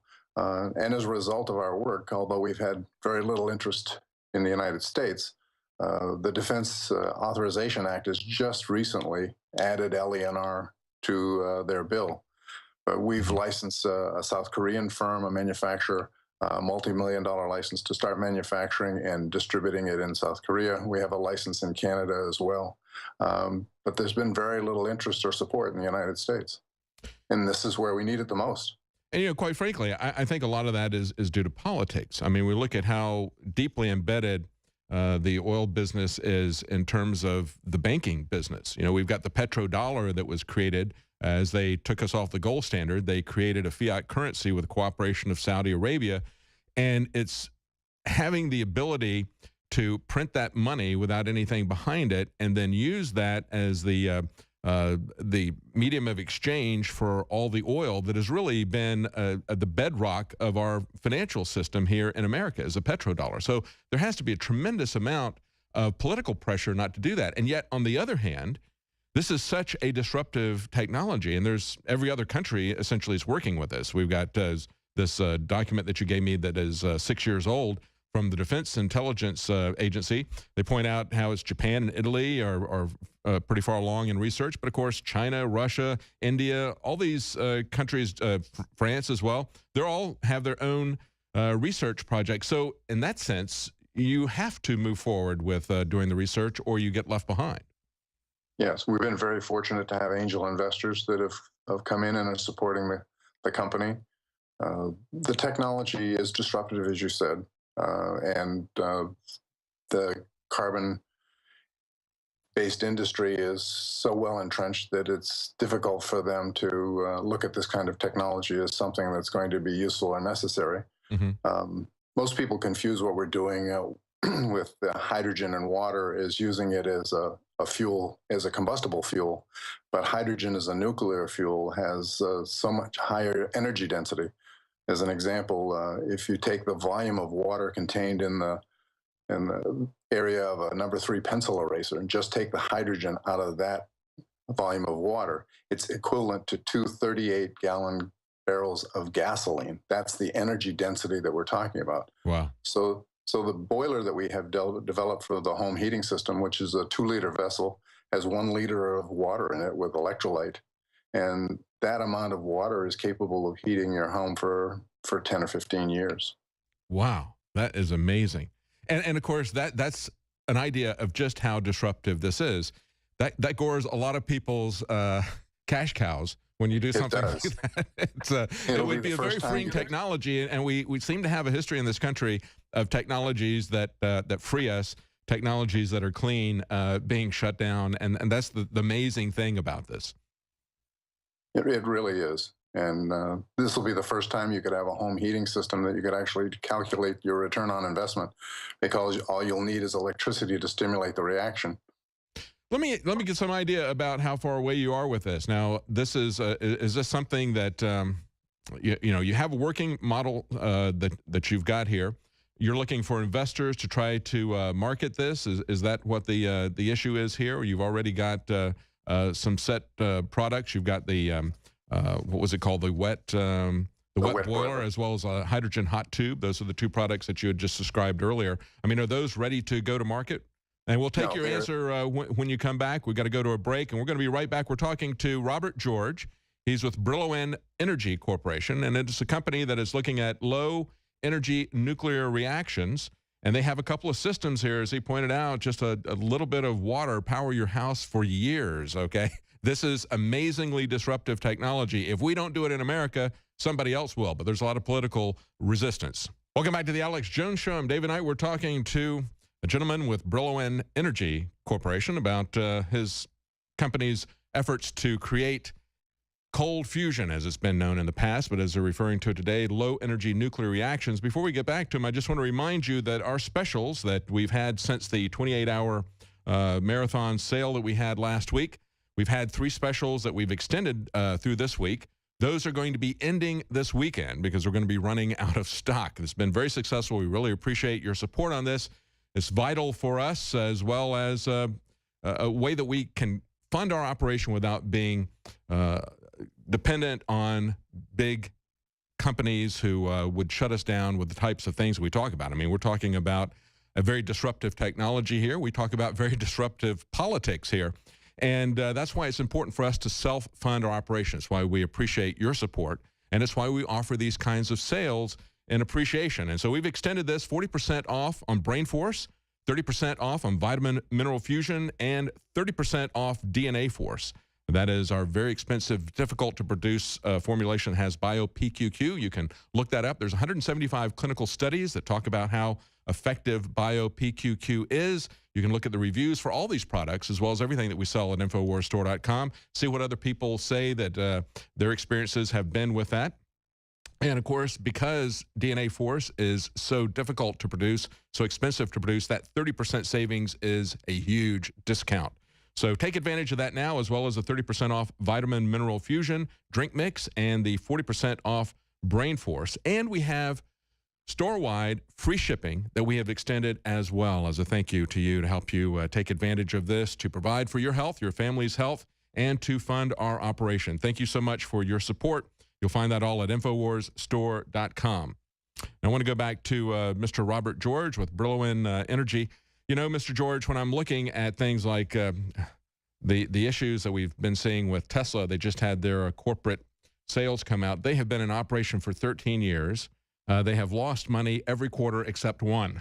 That's not really a good record. And yet their stock has multiplied by a factor of 12. They keep passing this on. They're under investigation by the SEC at the current time. But nevertheless, I see these large corporations like Tesla, like Uber, because Uber is going to be part of the disruptive technologies that are going to hand over control of our transportation to the government where they can tax and track us. It'll also make it difficult for us to afford transportation. So when we look at things that line up with the political agenda of the establishment, we see these people kind of get everything the way is cleared for them. Wall Street helps them. The government helps them to take down obstacles. And yet when we look at something like this that is very disruptive, as you were saying in the last segment, what was it? Some water that's about the size of a pencil combined with your device would power your home's energy needs for about 10 or 15 years. That's an amazingly transformative and freeing technology. But it's difficult for you to get this out into the marketplace because Wall Street has some vested interests in the existing energy infrastructures, don't they? Absolutely. When we took it to Wall Street, they looked at the upside potential of this kind of technology and said it's worth trillions.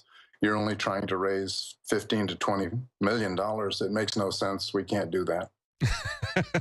Got to go big. Yeah, well, that's certainly what we've seen with Uber and Tesla. You got to be out there and kind of brash, I guess, to get their attention. But you also have to be politically connected. Maybe you should do some crowdsourcing or take this on Shark Tank or something like that. Certainly wish you luck with this, and thank you so much for talking to us about it. We hope that this is going to be something that is going to free us with technology, because too often we see technology being used to suppress our freedoms. This is something would have a very freeing effect, I believe.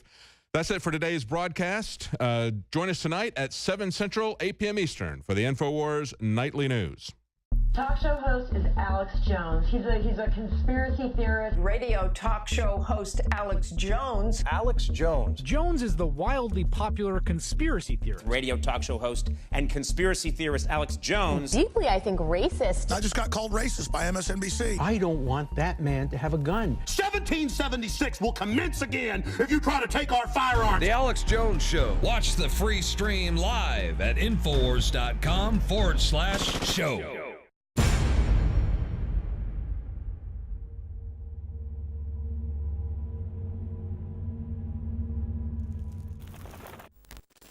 We have ended the big mega sale, the biggest in our history.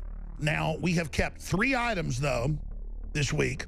That's Brain Force, While Supplies Last, the amazing nootropic, for $17.76, normally $29. Leading competitors that have similar formulas are $60 to $70 to $80. So we're already a great deal at that price. It has some ingredients that are controlled or prescription in Europe. That's how powerful it is. Read about it for yourself at InfoWarsLife.com. That's 40% off. DNA Force, our flagship product. It's a big deal to offer 30% off on that. We're extending that. And then Vitamin Mineral Fusion. All the vitamins, all the minerals, the amino acids, the cofactors to help upload it. Great tasting fruit punch. Organically flavored. There's nothing else out there it's like it. It's amazing. It's plant-derived minerals. InfoWarsLife.com. That's 30% off. But I'm going to go further. Boom, here it is. Normally you sign up for auto ship, you get 10% off. You still get that on top of it. I'm doing free shipping on everything. Whether it's one Hillary for Prison shirt or a Bill Clinton rape shirt or whatever it is, whatever informational warfare weapon you want to help spread the word and meet like-minded people, free shipping store-wide. Free shipping store-wide. Again, ladies and gentlemen, you can get 40% off on Brain Force. You can get 30% off on DNA Force. I'm not going to sit here and belabor this. People should really go read and see the hundreds of studies that are there breaking down just what BioPQQ does and why this is such an amazing nutraceutical. and why it's so important that folks take it daily, because the compounds in this are just amazing. I mean, you just know they're from God. But I'm not going to get into the science. Go to InfoWarsLife.com. Go there to the page for yourself, and you can check it all out at InfoWarsLife.com. InfoWarsStore.com is the umbrella site, and your purchases make it possible, everything we do here. So I want to thank you all for your support, your prayers, and so much more. We're not even able to post probably half of the reviews that come in. And the reason why is because if anyone mentions a disease or they got better from a disease, the third-party review sites that we subcontract out to that monitor these reviews, if there's any mention of a disease or anything in there, it can't go up online because of the regulations with the FDA. So please feel free to call in as much as you want. We love hearing about your stories, and this is just DNA for us. But you know, the best thing that I love to do and the best thing I tell people to do is just go online, InfoWarsLife.com, and just read all the reviews.